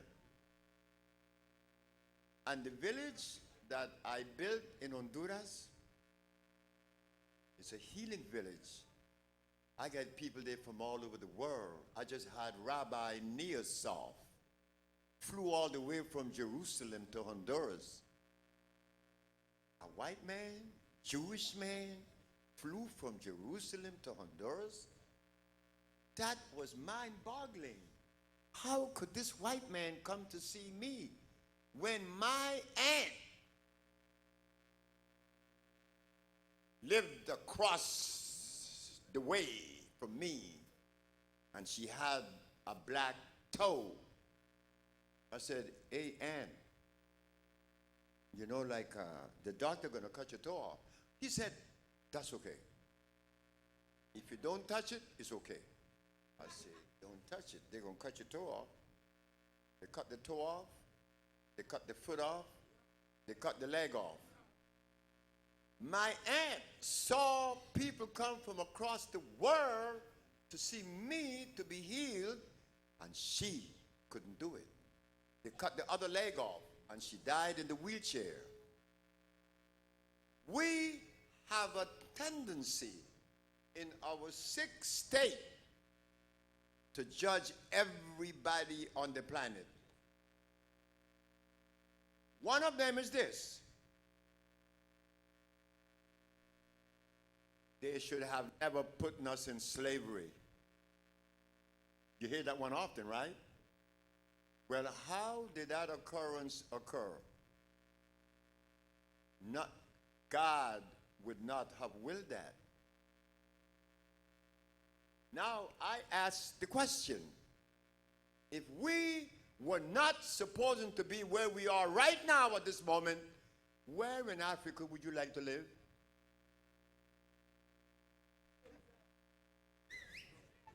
You better be glad you're here.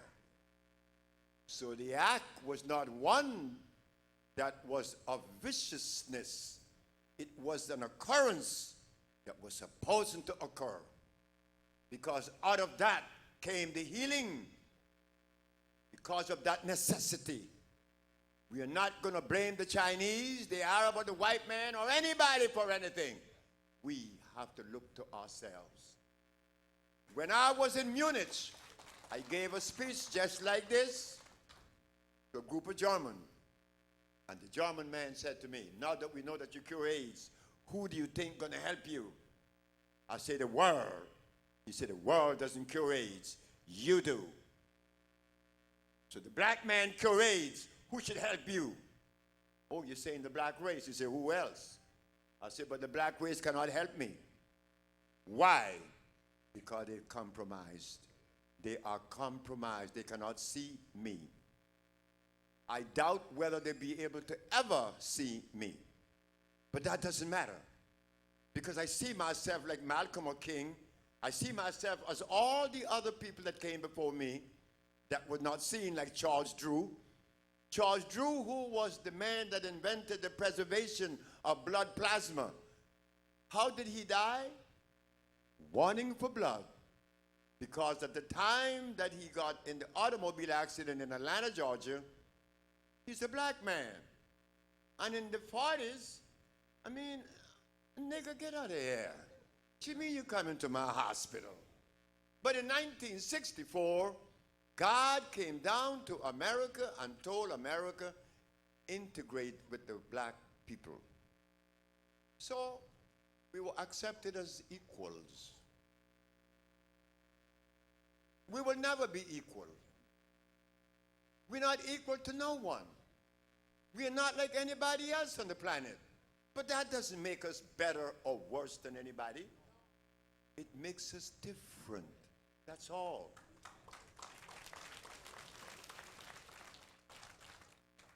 Because look at this. There were white people that gave their life to free black people.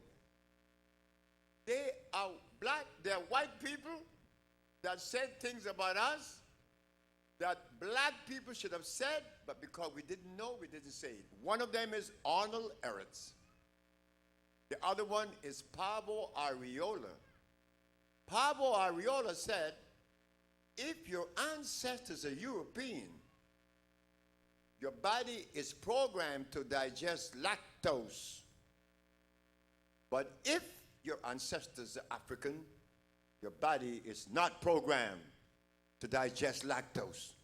Here is a white man talking to us, giving us advice, but we can't hear it.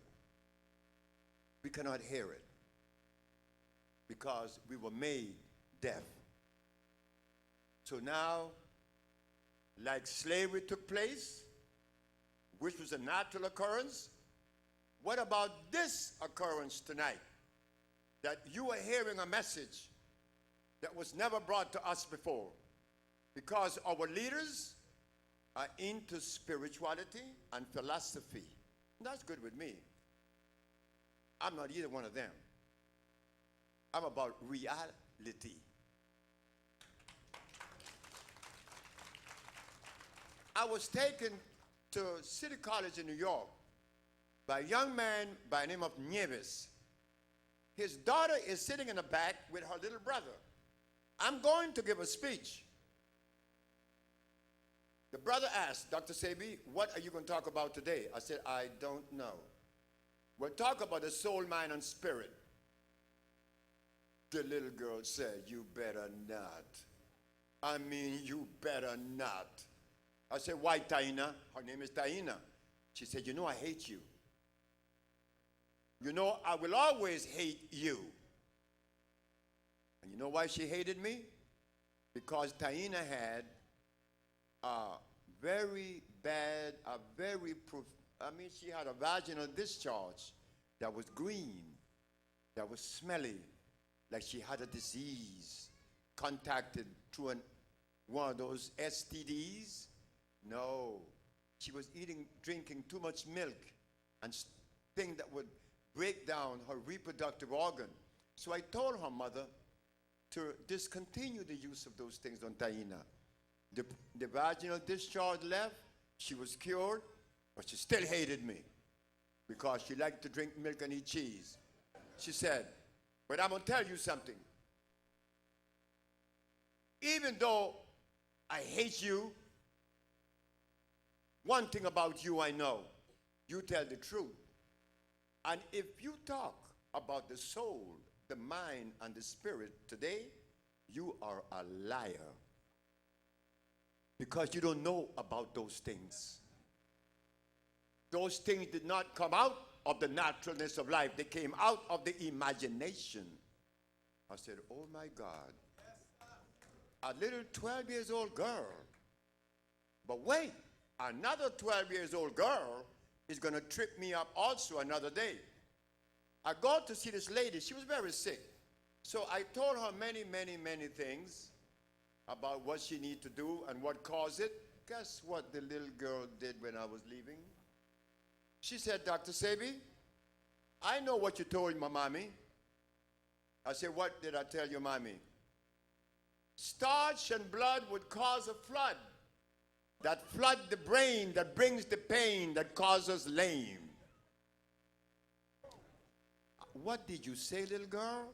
Starch and blood would cause a flood that floods the brain, that brings the pain, that makes us lame. A 12 years old girl did that? I'm not ready for that kind of stuff, but she was right.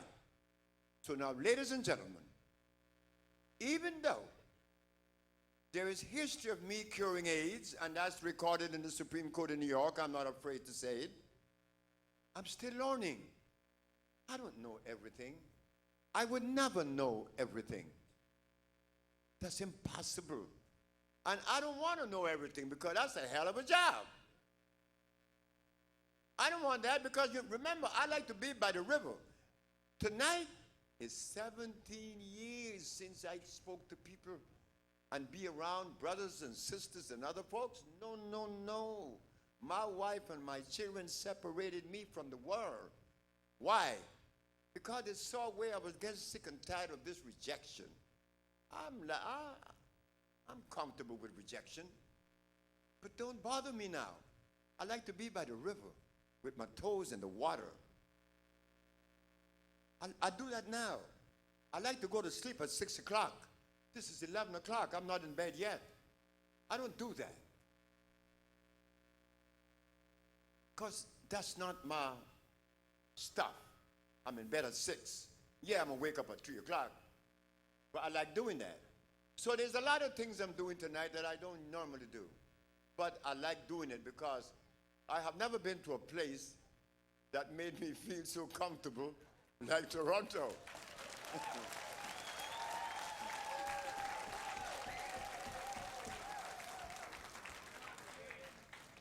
So now, the journey of healing means that we have to begin to abstain in increments, the thing that hurt us.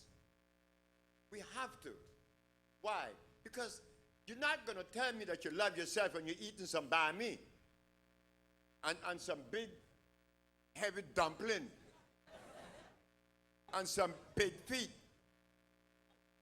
Because I know what that does to the brain. And if you eat this stuff, you're going to begin to get angry inside, not only with yourself, with your neighbor, not to mention another race. I made a statement in Washington just recently, which was a crazy statement. I said, I would like to see Obama and Osama bin Laden walking down Connecticut Avenue in D.C., amen, how are we going to irrigate the desert to make life better for these 6 billion people? And how are we going to increase the education system?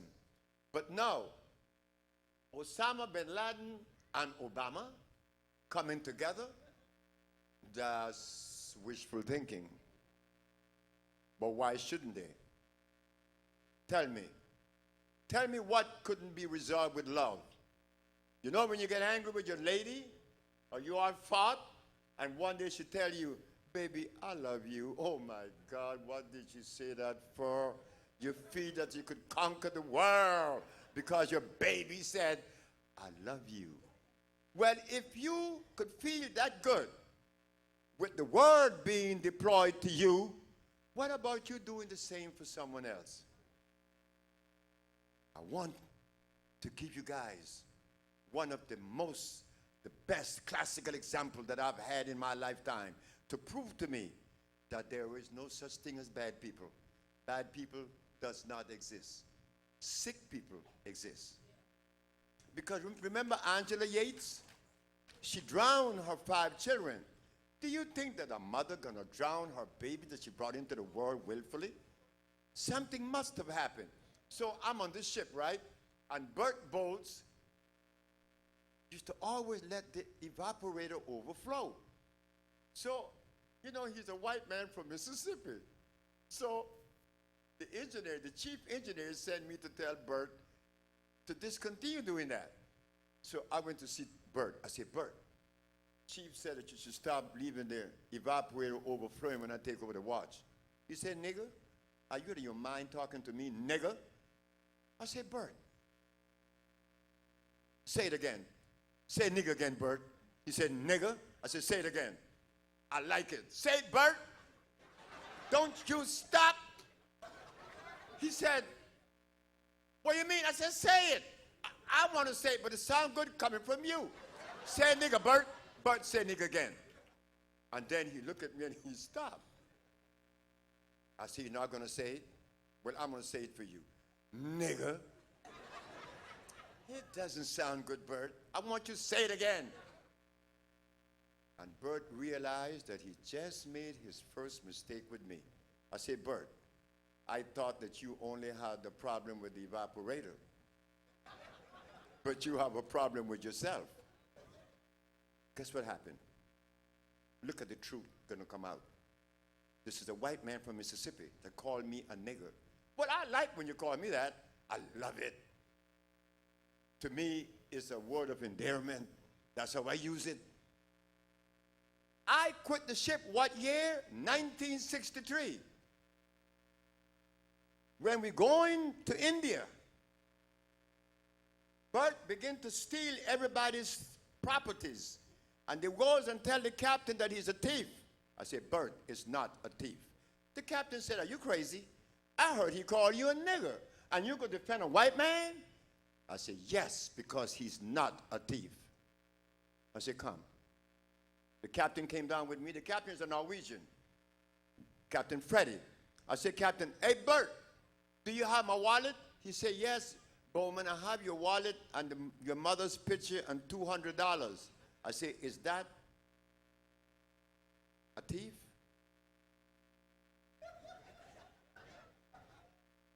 The captain looked at me and said, why are you aboard the ship? I said, no, I thought Bert was crazy, but you are crazier.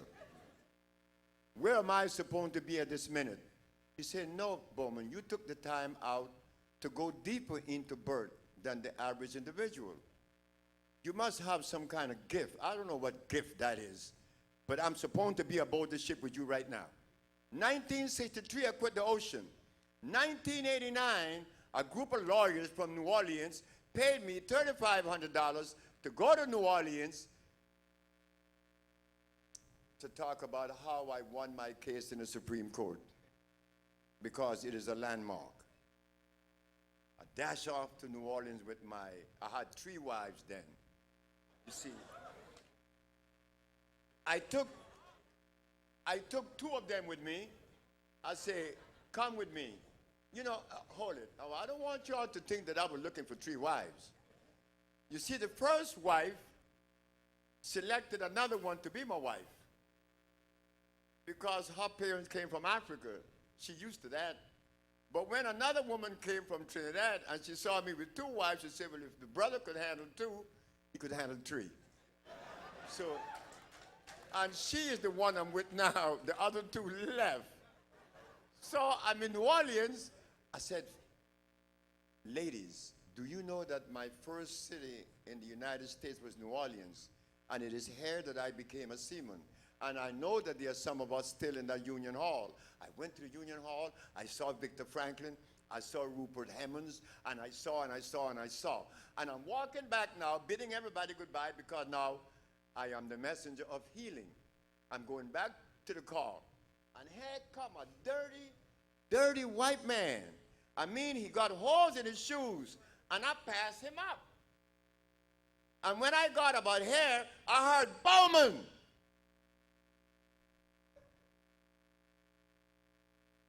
This is Bert. This is Bert. I know one day I'm going to see you.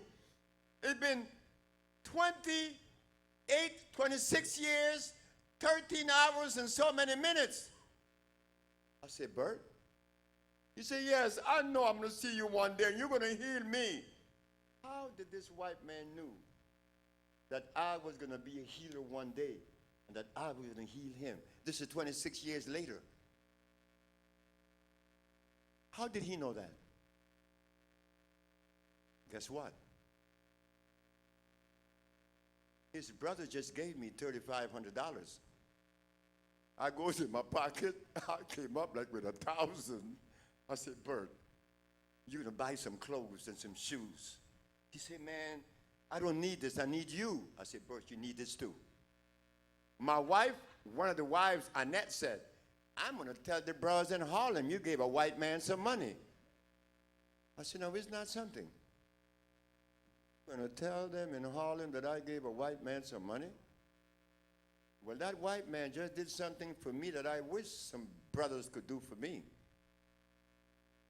He showed me love because he said that he remembered me for 26 years. You understand? And I had to respond. Bert was healed. He went back to work with his parents in Mississippi with the tire company.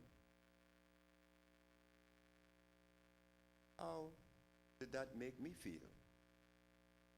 The same way I felt when I went to Germany. And the German asked me, how much you going to charge me to heal my nephew of AIDS? I said, $6,000.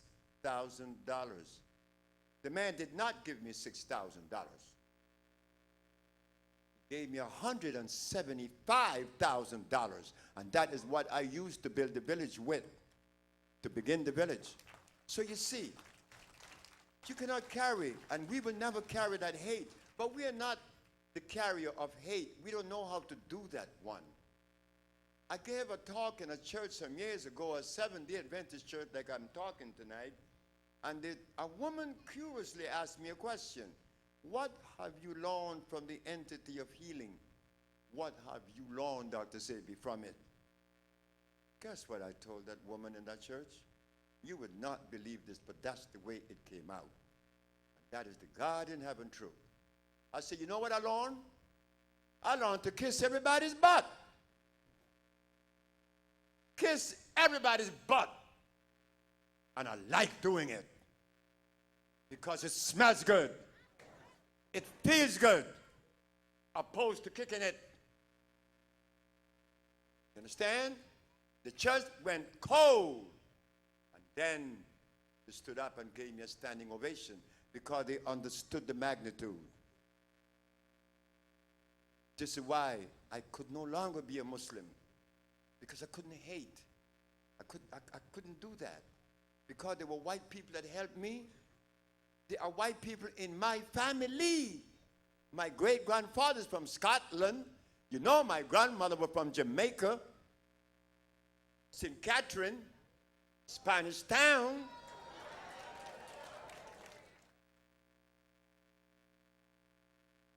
Yeah.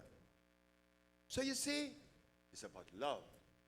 It's about you loving you. So when I was a Muslim, I'm in St. Louis, Malcolm selected me to be the honor guard for Messenger Elijah Muhammad, standing on the corner of 14th and Market Street in St. Louis. I'm walking out toward the Kiev Auditorium to be with the messenger. A white man came out of a pub and came to me and said, young man, may I ask you a question? I said, you may ask me any question. Before I could respond to the white man, Brother Booker said, don't you talk to that devil. The white man turned to Booker and said, if I am the devil and I'm your opposite, then you must be God. And if you are God, why did you, God, made something that you hate?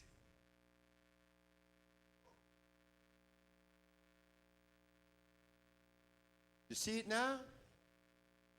But coming to Toronto is not like going to Mississippi, because I see white people and black people and Asian people and everybody interrelating. And that is a very beautiful feeling. And that is what I feel here in Toronto. It is really a melting pot, and it's beautiful. Okay? So now I'm going to cut it short, but I want you all to know this, that fibroid tumors or any kind of inflammation of the reproductive organ, any kind of inflammation in the endocrine system, or in the autoimmune system, is because of what? Inflammation caused by mucus that has been broken down. All disease come from that same path. Because I had all kind of stuff. I don't have any of that now. And I thank God. I thank God that I don't have those things now. Because I listen. I listen. There is much more that I could talk about, but that will be hold for the next time. Because there is 11 o'clock already, 11:30. And they want me to talk about, come to you with Q&A, question and answers. We have just arrived at that. And that is the better part of the speech. Are there any questions? Boy, was this man ready? Tell me about it. How to get rid of the mucus. We begin by cleansing the cells, and this is what I have to offer. An intracellular chelation, meaning I'm going to clean not only the organ, but the cells that makes up the organ. From the level of the mitochondria. And then you abstain from the food that caused the break in the first place. It's as simple as that. Next question.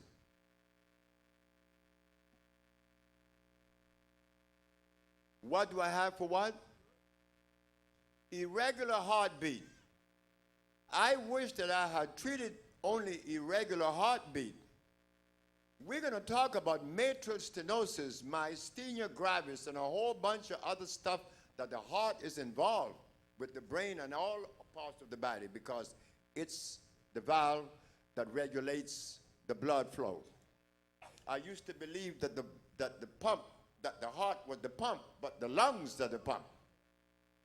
Yes, we have something for irregular heartbeat. Irregular heartbeat only occurs when there is what? Obstruction someplace in that fluid journey, that arteries or capillaries or veins. We ream them out.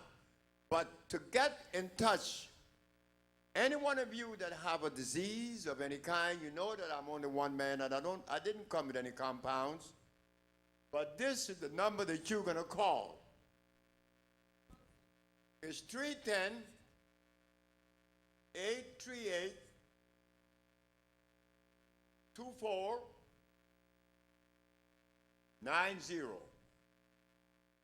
Any disease or any condition that you may have, call this number, and I assure you that you will be taken care of. I promise you that, or your money back. The brother over there from West Africa. Yeah. Endometriosis? Yes. Endometriosis. You know, when people ask me about a disease, I always remember the first person that came to me with that disease. Endometriosis is Virginia. She's a white woman from Utah. She's a Mormon. She's the wife of a Japanese by the name of Fred Takashita. He lives in Honolulu right now. So she came and she said, do you think that this is going to work with me? I said, I don't know. Just try it. Endometriosis left, and she had 2 babies. Next question. Yes, oh, wait, she's next. Come to the mic. Yes. Okay, I wanted to ask about mental health. What health? Mental health illnesses, so like mental illnesses. Schizophrenia in particular. Mental illness? How many people you think is in this audience today? Like 3,000 or 2,000 for sure. Every one of us is suffering with mental disease. Including me. Remember where I was in 1961. I was a schizophrenic and paranoia. So therefore, when we're going to address mental disease, we cannot think of calcium or iron, because the brain is composed of what? Carbon and copper. So we cleanse away all of the mucus that cause the brain to be obstructed, and we feed you carbon and copper, and you become the calmest person on earth. Thank you. My question is, could you please tell us about the thymus glands in the black person? What gland? The thymus gland. The thymus gland. The thymus gland sits between the heart and the throat. The thymus gland is a gland that I read of many years ago. It regulates and it does things. Calcium. It also regulates sexual activity. The thymus gland is responsible for making you childlike instead of aggressive. Thymus secretion. The thymus gland depends on the same mineral that the thyroid and parathyroid depend on, iodides and bromides. Yes, we have compounds to address such. Michael Jackson, secretary, you know I traveled with Michael Jackson, and his secretary was suffering with that, and she no longer has it. Next question. Oh, hello. This side, this side. This side over here. Oh, over here, my brother, I'm sorry. No, it's okay, it's okay. You're too much, yes. How do you feel about healing systems such as Reiki and Qigong? What, Reiki? Reiki and Qigong. You mean the system? Yeah, what do you think about that? What do I think of Reiki? I know nothing about it. I use the African bio-mineral balance. Reiki, do they cure AIDS? Not that I know of. Thank you. Next question. All right. Kind of short. What would you suggest for a 10-year-old boy with? Well, if the boy was suffering with asthma, then I have to go to his bronchial tubes. If he was suffering with rickets, I have to go to his bones. But the boy is suffering with leukemia. What is the difference with leukemia and sickle cell anemia and general anemia and hypoglycemia? They all belongs in the blood. And what it is that occurs with sickle cell anemia? The mucus in the blood breaks the cell into a sickle. But with leukemia, it's a little bit different. Leukemia, the volume of mucus is less. It's very small, but it is 100,000 times more devastating. You're going to eat that cell up. So what do I have to do? I have to stop the white corpuscle from proliferating. And how do you accomplish that? By strengthening the red blood cells. Right. But what would you use to strengthen them? Well, we use iron.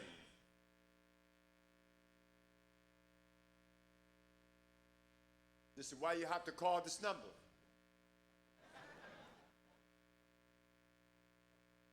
Iron. There's iron deficiency. It's like West Africa. Do you know that the American government, when someone from West Africa is going to marry an American woman, she is told that there's a possibility that this man may have hepatitis C? And where did that come from? Iron deficiency. Sickle cell anemia, iron deficiency. Leukemia, iron deficiency. General anemia, iron deficiency. Hey, but how are we iron deficient? Well, I want you all to think about this.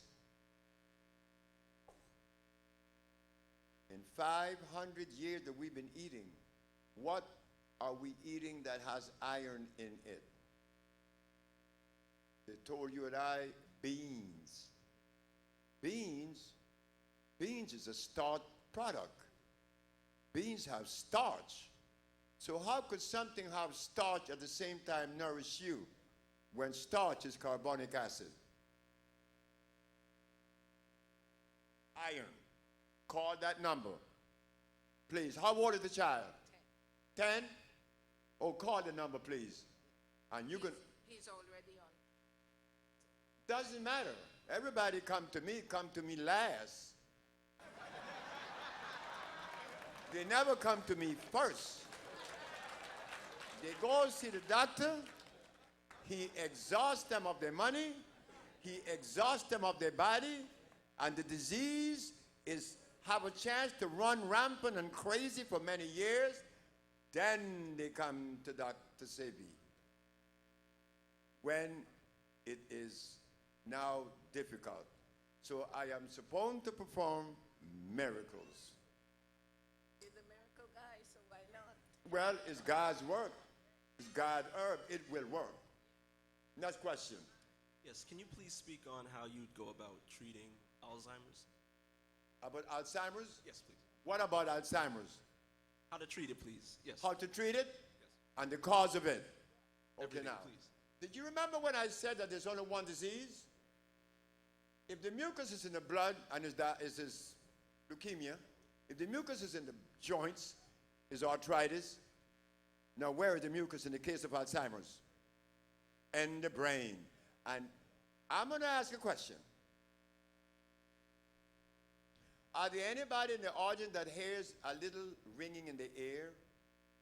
Oh my God, all kind of hands is going up. You know why that little ringing is heard? Because the head is beginning to become obstructed with mucus. So as the mucus invades the brain, it prevents the brain from receiving what? Oxygen. And then the person, hi Mary. Uncle Bob, this is Juliet. Oh. And look, I'm 78. I should be suffering with Alzheimer's. But if you ask me where I were at 3, I'm going to tell you what I was doing at 3 years old. I'm going to tell you what I was doing at 4. I'm going to tell you what I saw at 5. Between 6 and 7, I don't remember too well, but I remember 8, 9, 10 until now. But if I had the mucus on my brain, I wouldn't be able to retain all this information that I've retained over the years, and I could expound on, because it's been 48 years that I've been doing this healing on my own self. And this is what I expect many of us, could do. Because we want to feel good. We want to be in love. So Alzheimer's, I have to give you a compound that has iodides and bromides. And what is that going to do? Break down the calcification on the brain. I once worked at Martin Luther King Hospital, and I saw them open the skull of a woman, and she had about an inch of calcification on her brain. She died. That's why they performed the autopsy. But it was mucus that got hard. So we have to cleanse, break up and cleanse out and rebuild. The judge asked me, why do you put so much emphasis on oxygen? I said, ma'am, my compounds are designed to cleanse the body so the body will receive the maximum amount of oxygen. If you take a potato and you put it on a table and leave it on the table, don't you move that potato for 3 months. When you raise it up, what's under the potato? Worms. Why didn't the worms begin at the top of the potato? It was getting oxygen. But under the potato, it was not. I say, Your Honor, if I lay you on a bed and keep you there for 3 months, when they raise you up, you would have bed sores with worms in it too. She said, you make things sound so simple. I say, if they weren't simple, I wouldn't really indulge in them because I'm lazy. Next question. Yeah, my question is about hiccups. What cause and cure? In the mic, again, hiccups. Yes, hiccups. Hiccup is a nervous problem and water deficient. The person is dehydrating. I found that to be consistent. Nerve caused by dehydration. Another question is esophageal stenosis in a child. What's that? Esophageal stenosis in a child. Stenosis in a child. Snore? Esophagus stenosis. Esophageal. Oh, no, I hear it. Does the child snore sometimes? I know the child had to snore. Yes. So we have to flush out those adenoids in the area of the nose, the cavity, and the air too, all at once. We have a product called Banju. Next question. What is multiple sclerosis and how do you get rid of it? What is multiple sclerosis? It prevents you from walking and causes you to get stiff. It's a muscle and nerve disease. So what do? We remove the cause as to why the person is suffering with it. And what we do? Well, this is why that number is up there.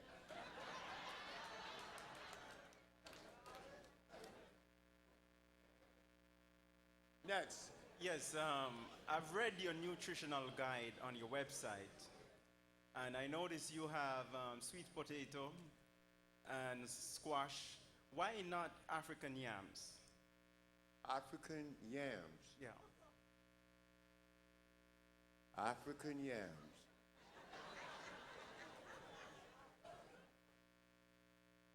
I would have liked for the brother to ask me about fonio and teff, not the yams. There is a yam that is natural, a white one, Yeah. not the yellow one. He has starch. I don't know what African yam you're referring to. The white one, The white one. you're okay. Okay. Not sweet potato, because sweet potato was made. That boy have a lot of sugar in it, including glycerinic acid. Wow. They're very bad. And in Africa, we love two things: blood and starch. The African dish isn't green and red and yellow. It's brown and white. Okay. And then you hear talk like, well, I'm not a Yoruba. I'm an Igbo. Hey, hold it, fella. So, you came from the same territory. How come you find it so convenient to say that you are not a Yoruba? You're an Igbo. Aren't you brothers? Maybe, but the starch in the blood predominates. It's like the Hutus and the Tutsis. Aren't they brothers? Yep. But they found it so nice to chop each other's up. I mean, animals doesn't do that. You would never see a gorilla doing that to another gorilla. You would never see a gorilla killing another gorilla.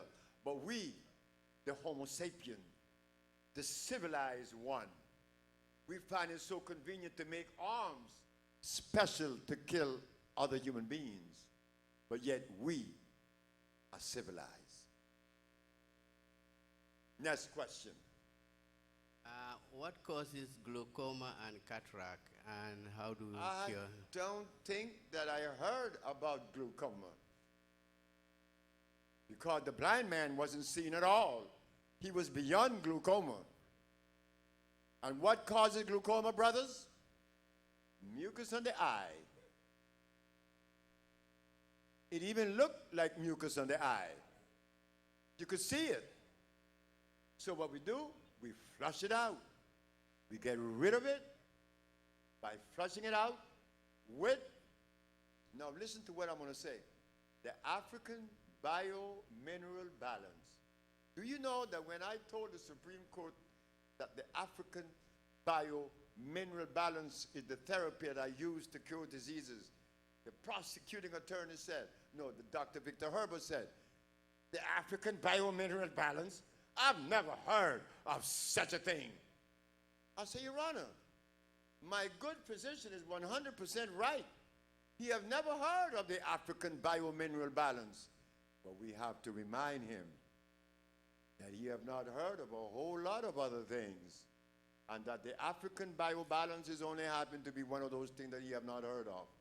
And the African people doesn't even know that I, Dr. Sebi, their brother and servant, established in the Supreme Court of New York the African bio-mineral balance as the only therapeutical approach to pathology that reverses disease without interfering or injuring the body. Thank you. Would this apply same? Would this same apply to cataract then? This applies to everything that belongs in your body or invaded your body. Okay, thank you. Next question. Yes, I have a friend that doctor gave her a couple of months to live. She had cancer. Cancer of what? Prostate? No, I think she had ovarian cancer before, maybe 30 years ago. Cancer of what? Where? Ovarian cancer. Oh. And Oh, it's a woman. Yes, and Oh. the cancer, she come back in a lump in her head. It come back. Yes. It never left.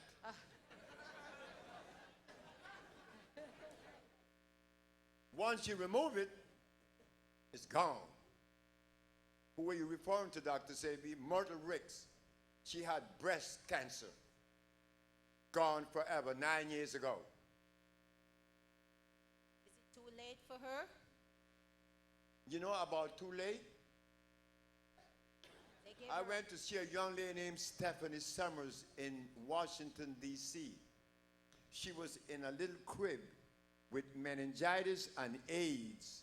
So I told my daughter, I said, why are they paying me $10,000 to come and see this dead child? When I said that to my daughter, the mother of the child is in the kitchen. She said, Dr. Sebi, I know you're going to help Stephanie. Oh my God, why do you have to say that? Look at the responsibility she placed on me. And my daughter said, you're not God. So I cannot put a date on people's lives. Everybody, if you are alive, there is a chance. Thank you. Next question. What about an eye disease called retinitis pigmentosa? Oh, that's eye disease. What about that? Could we heal Could that? you do something for that? Well, I'm going to go to St. Croix. And also cataract. Helen Perkins, St. Croix. Her retina had detached and bleeding in the eye chamber. She was cured. This one, rods and cones. The what? Rods and cones are destroyed. But listen to this. This lady was in worse shape.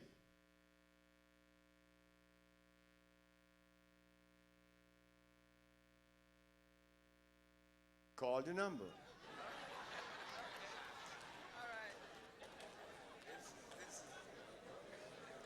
Dr. Sebi, I'm very grateful and thankful that you came here. Say, I said I'm very grateful and thankful that you've come here this evening. thank you.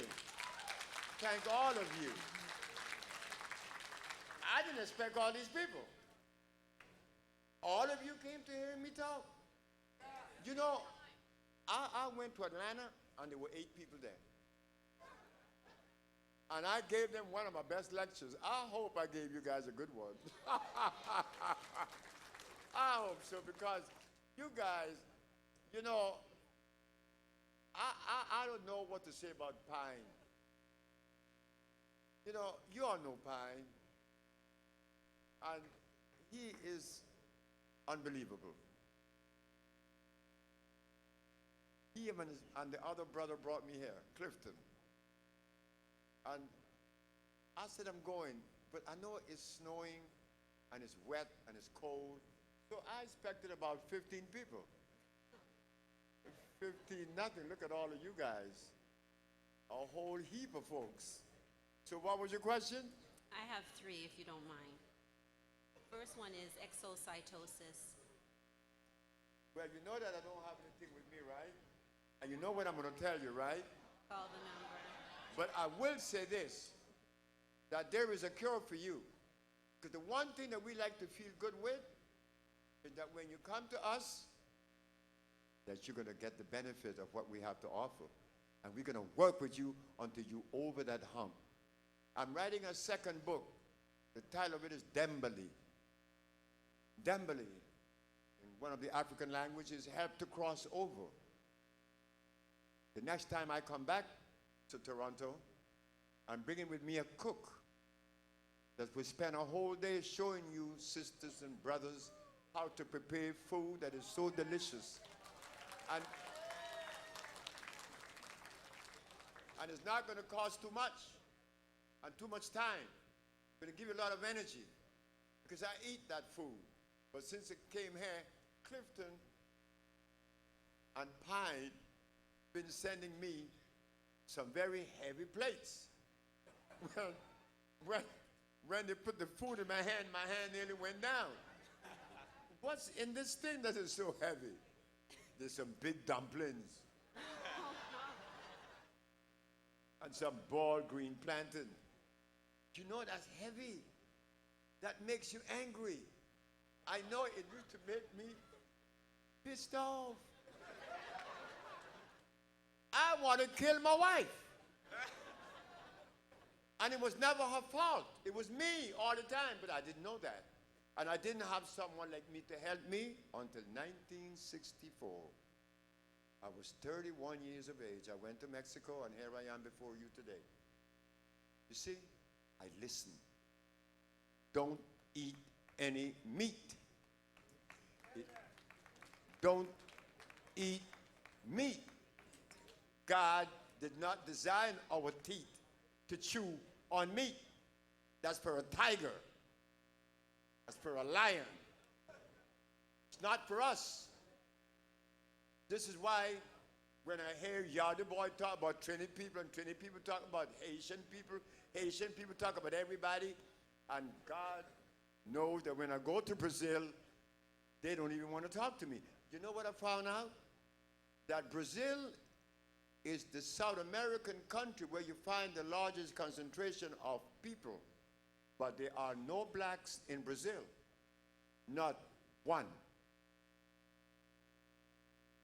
No, you don't find black people in Brazil.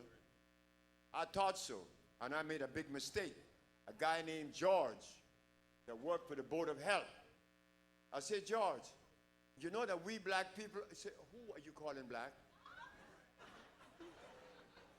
Do you know that every black person in Brazil is registered in the census as white or Portuguese, not black? Next question. What would you have for breast cancer? And would the person have to travel to Honduras to get treatment? Or they can be treated? It would be good to travel to Honduras to get the treatment. There's a doctor here in the city. He's from Nigeria. Dr. Adomi. He had diabetes. He didn't want to go to Honduras, his wife told me. because he didn't believe that he would be cured. His wife said, you don't believe because he's black? Well, you better go. And he came to Honduras. He went to Honduras. I'm up in my house looking out, and a dome is under the mango tree. Dr. Sebi, I don't have diabetes no more, and I only been here 4 days. Well, what you expect? Is it too early for you to rid yourself of diabetes of 10 years? No, it isn't. But to some of us, it is like a miracle, right? Because we haven't explored ourselves. But what you mentioned was what? Breast cancer. Breast cancer. And would you have to travel, or you have an experience where people are treated It would be without good to go traveling because it's faster. It would be good to go. Because the last breast cancer I had, listen to this one. Her name, she come from Alpharetta, Georgia. What's her name? I remember her name. But when she came, her breast was already rotten off. She had a hole there. Boy. So all I could think of is a poultice. You put the poultice, you put the poultice, you put the poultice and clean her out. What's her name? She got very skinny. And one day, my assistant in Honduras called me. And guess what she's about to show me? A brand new breast is growing back with a nipple on it.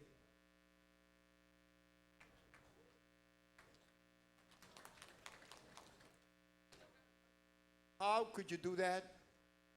All glands grow back. But you have to provide them with the environment that is alkali for the cells to come back and regenerate. Sir, there is hope. Next question.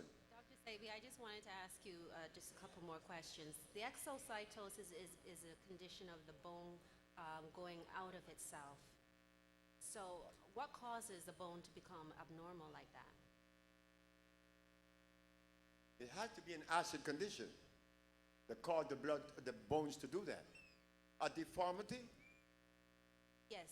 So Okay, basically that's different. It's in the ankle. It's in the ankle, and it's very large. This is in my son, and it's very large. And I, been through the doctors, and they want to do surgery. Does he have swelling anywhere?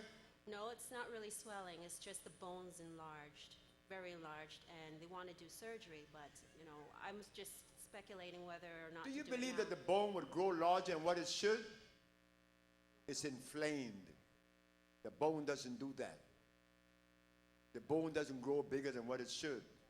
It may break up, but not grow bigger. There's inflammation there. That's all it is. So you could try the treatment. Call the number. I will. Also, too, before you go to the next question, I have a father who's about 82 years old now, and he has type 2 diabetes and also prostate cancer. And like you said, call the number, but to do the treatment, I heard you said one time that you went on a 90-day fast. Would that be something that he could do, or would he have to do it slowly? He could do that. He could do that. Because if you stop eating, he would be accelerating the process of healing. Because in stop eating, you're ridding your body of the acids. You know, there's another thing that they tell us, that when you eat, don't drink water. Well, that's not true. Because everything we eat is acid. But when you drink water, water is nature's greatest solvent. It neutralizes acid. So why not drink it when you eat beans and rice? So yes, sister, there is hope. Just call the number. And what about eczema? What's that? Eczema.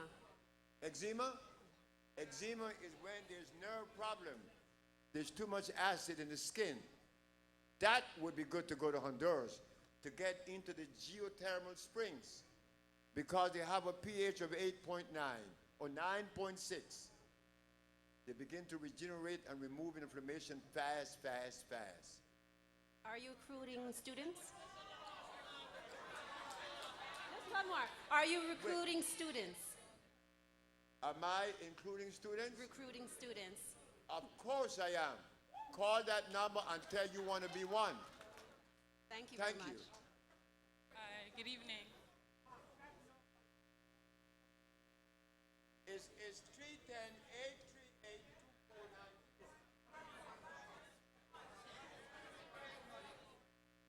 That one. Yeah. Yes. Good evening. I know I plan to call the number, but I just had a brief question regarding, I have two daughters, twin girls who have sickle cell, and it's been an issue for the past 13 years, their weight with the medical system. So I just wanted to know, like briefly, one of them have a test to do this Tuesday, and I just want to know, is their weight like an attribute of sickle cell disease? Them being very thin, it's an attribute of sickle cell disease? Sure. So is there anything I can do to bring their weight up? Because I know I'm going to call the number. I just want to, just for now, because some of the things that they're recommending for my children are actually, I believe, are causing them to get sick. So I just wanted to know, like, other than me feeding them like greasy food, like butter and oily food and milk, like almond milk and stuff, like what I can do right now. I could talk for my children that you will get an idea. Remember what I said that we should have for breakfast? Sea moss? Well, my children don't even have sea moss now. They just wake up and drink water and go about their business. My children never ate meat nor drink milk. Yeah, I cut the meat off. But they sucked their mama breast 8 years. Some of them even 9 years. They would run off the street from playing and go suck their mama breast. The best milk in the world. Am I right? Yeah, human. So, sea moss. Okay. But please, call that number. I will. Call that number, because what we're doing here, you see all of us in this room, we could create a family of healing people. And that family becomes a support group. Like the sister that came up and talked about her healing. I didn't know this sister. I wasn't the one that did the healing for her. It was my daughter. And my daughter never been to school. Just like that. But she understands. She understands. Daddy gave her the opportunity to explore the black brain without the ABC and the 1, 2, 3 and the Socrates. No. Just going to be black all the way. So what is the education of the black man? Nothing. You use your eyes and you see. And you analyze, you dissect, and you promote. Next question. Thank you. Thank you. What would you suggest for getting rid of lipoma? For glaucoma? Lipoma, L-I-P-O-M-A. Lipoma. Like a fat deposit. Oh, now I understand. That's nerve, isn't it? Pardon? That's nerve. Is that what it is? We are addressing nerve and muscle. So what would you do to reverse that? Again, we have to cleanse the body and rebuild it. Okay. Thank you. Everything that you come with, we cleanse and we rebuild. The advantage of that is this. Here is a woman that came with her husband. He had diabetes, he had gout, and he had some kind of problem walking. When he came back a month later, she said, Dr. Sebi, I'm feeling good. My diabetes is gone. But I came back for my second treatment. But my husband is doing better. And he began to tell me how good he feels. Then she did this. Tell him the rest. Tell him the rest. Oh, he said, it's been 4 years since we made love and we're making love again. But he didn't tell me anything about that. That is the advantage of the intracellular cleansing. You're going to get parts of you that you didn't tell me about. That's why I don't worry about anything. Look, I got it so pat down that if you call my office, don't tell them what you have. And you're going to be surprised what you're going to see. Then you're going to think that we perform voodoo. But I don't know anything about voodoo. If I was a voodoo man, I would have the dollars coming out of the bank at night.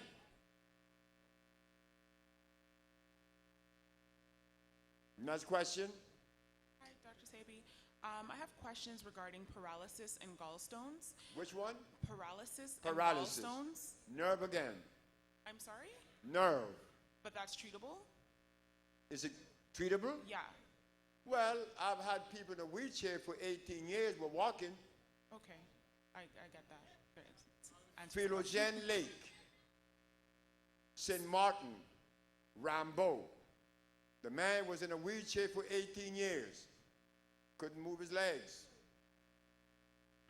How he knew about me? Mr. Emmanuel from Trinidad. His son had leukemia. When Mr. Emmanuel saw his son cured, he told Philogen, there's a crazy herbalist that could heal you. Philogen said, in short, Dr. Sebi, let me tell you the story. I dreamt after 3 months of treatment that I went in the backyard and picked up 3 avocado pears and put them on the dinner table. But when I woke up next day, I said, boy, the herb doctor at least had me dreaming that I was walking and that I went in the backyard and I picked up 3 avocado pears and put them on the dinner table. And when he woke up the next day, he pulled the chair, the wheelchair, and when he reached to make his leg move up, his leg moved voluntarily, both. Then he stood up, and when he went to the kitchen, there were the 3 avocado pears on the table. It wasn't a dream. But when you are in a condition very long, your body makes you dream yourself back to the reality. It happened in D.C. with Denise De Leon. She was blind. She came down the steps and saw her girlfriend with a blue dress on. Told her girlfriend, what a pretty blue dress. The girlfriend told the neighbor, something freaky happened today. Denise saw me with my blue dress and she's blind. No, she was no longer blind, but she just got up out of sleep. She thought that she dreamt it too. Yes, sir. Next question. Good evening. I'm here tonight with my niece who's 8 months old and diagnosed with sickle cell anemia. And she's had quite a few crises to date. And she goes to Sick Kids Hospital. She's been in and out. And it seems like a lot of the treatment is experimental, which is very stressful for the family. Do you have a trait? It's not me, no. It's the daddy? No, the mother and the father both have the trait, yes. Oh, it's not your child? No, it's my, yeah. Oh, yeah. now. Yeah. The daddy, and I know that someone had to have the trait. Yeah. But that's okay. Yeah. All of us have a trait of sickle cell anemia. Why does that come about?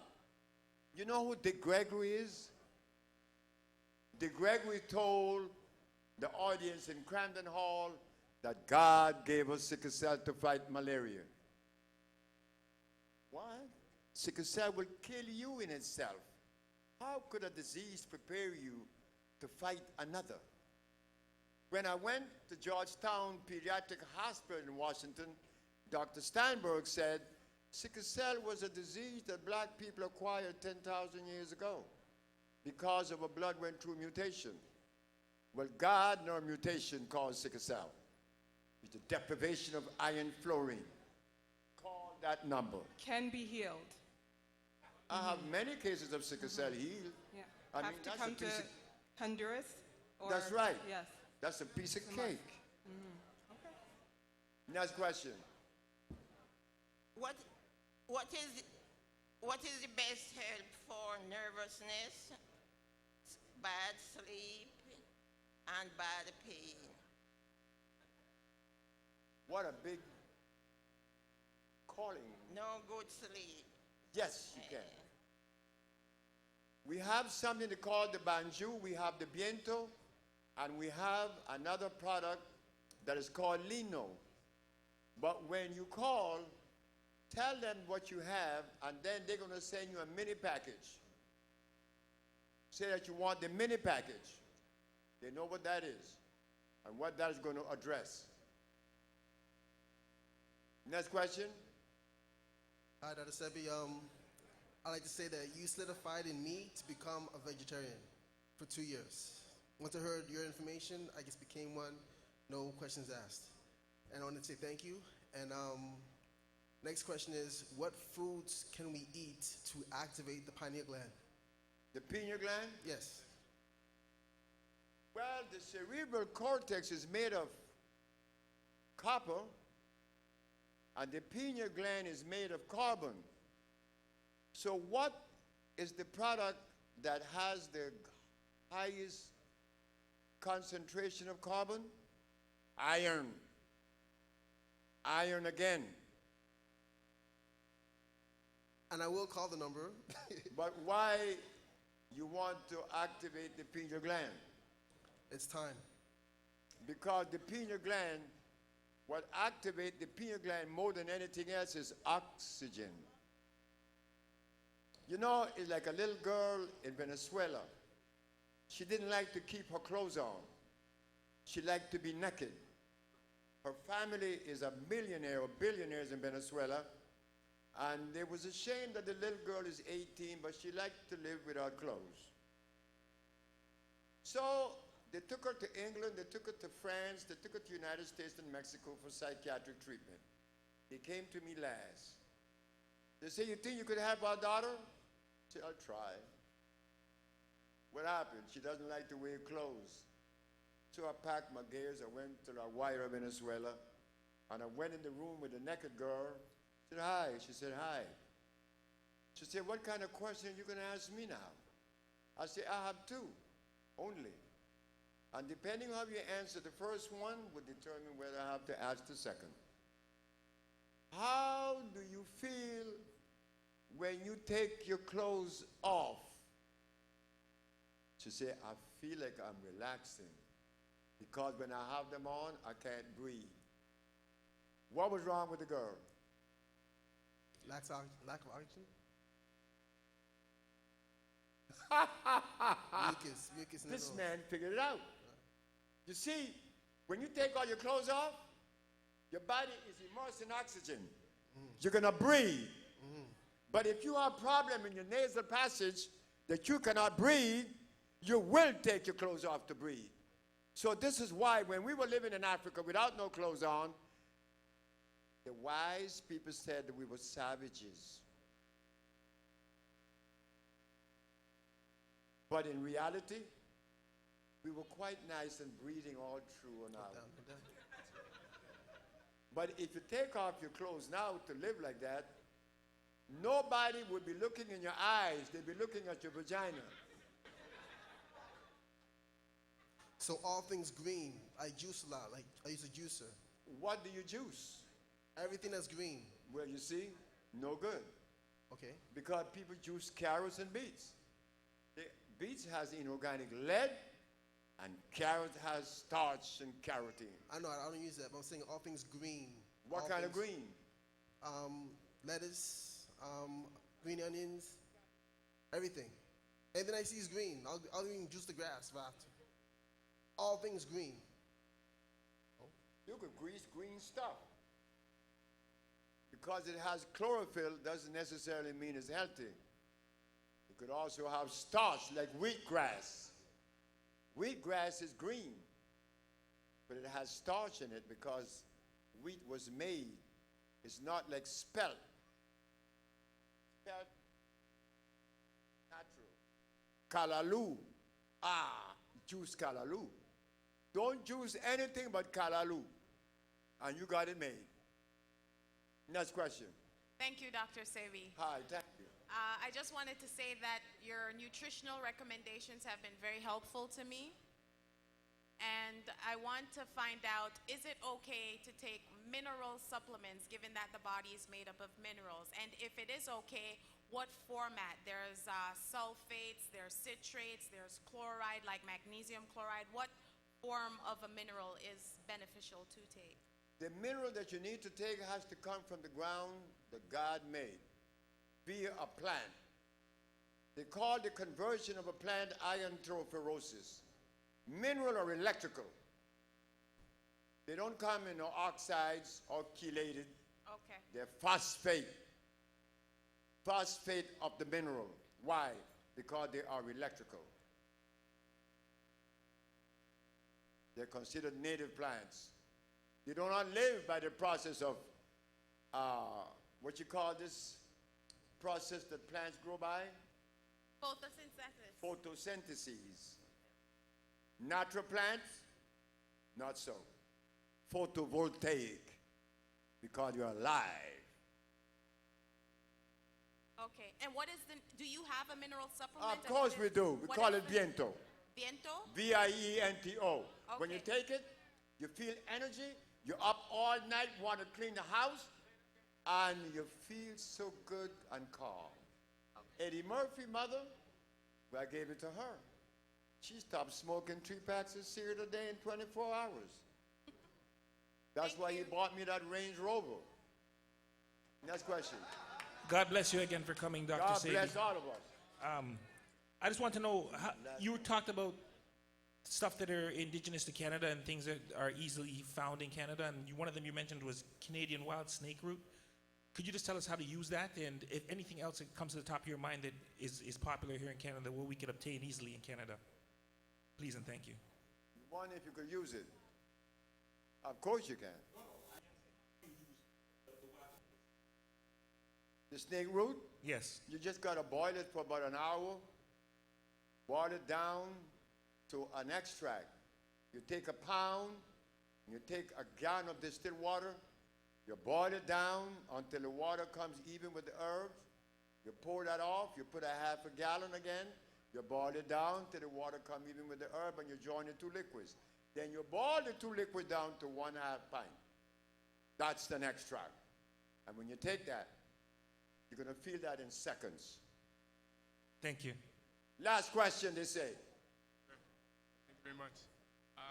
You mentioned before about distilled water on the pH scale being 7.5, and I was wondering how the water that we get here, which is fluoridated, how does fluoridated water affect the nutrients of the compounds that we will make? You mean the chlorine you mentioned? Yeah, the chemicals in the fluoride, water. Yeah, the chemicals in the water that they claim to It will affect it. It would change the dynamics of it, change the structure of it, because it is adulterated now. Water should be clean. Many people talk about distilled water. Distilled water is good to cook your food with, but not for you to drink. So natural spring water would be the best for us? Yes, glacier waters are good. And Canada has some of the best waters in the world, you know. They do. Ladies and gentlemen, I'm very sorry. Excuse me, doctor. Doctor, just one more, doctor. No, they're very important. For a person that have a dialysis problem, is it there hope for that person? Well, I have taken, my first patient of dialysis was Raghunanda. Raghunanda was a brother out of Washington, but he used to like Indian food. But Indian food have a lot of chemicals in it. And he used to drink a lot of milk, obstructed his kidneys. He was in dialysis machine for 5 years. I took him off. Thank you. Thank you very much. Thank you so very much. I appreciate all of you, and I hope that next time when I come back, the lecture will be different.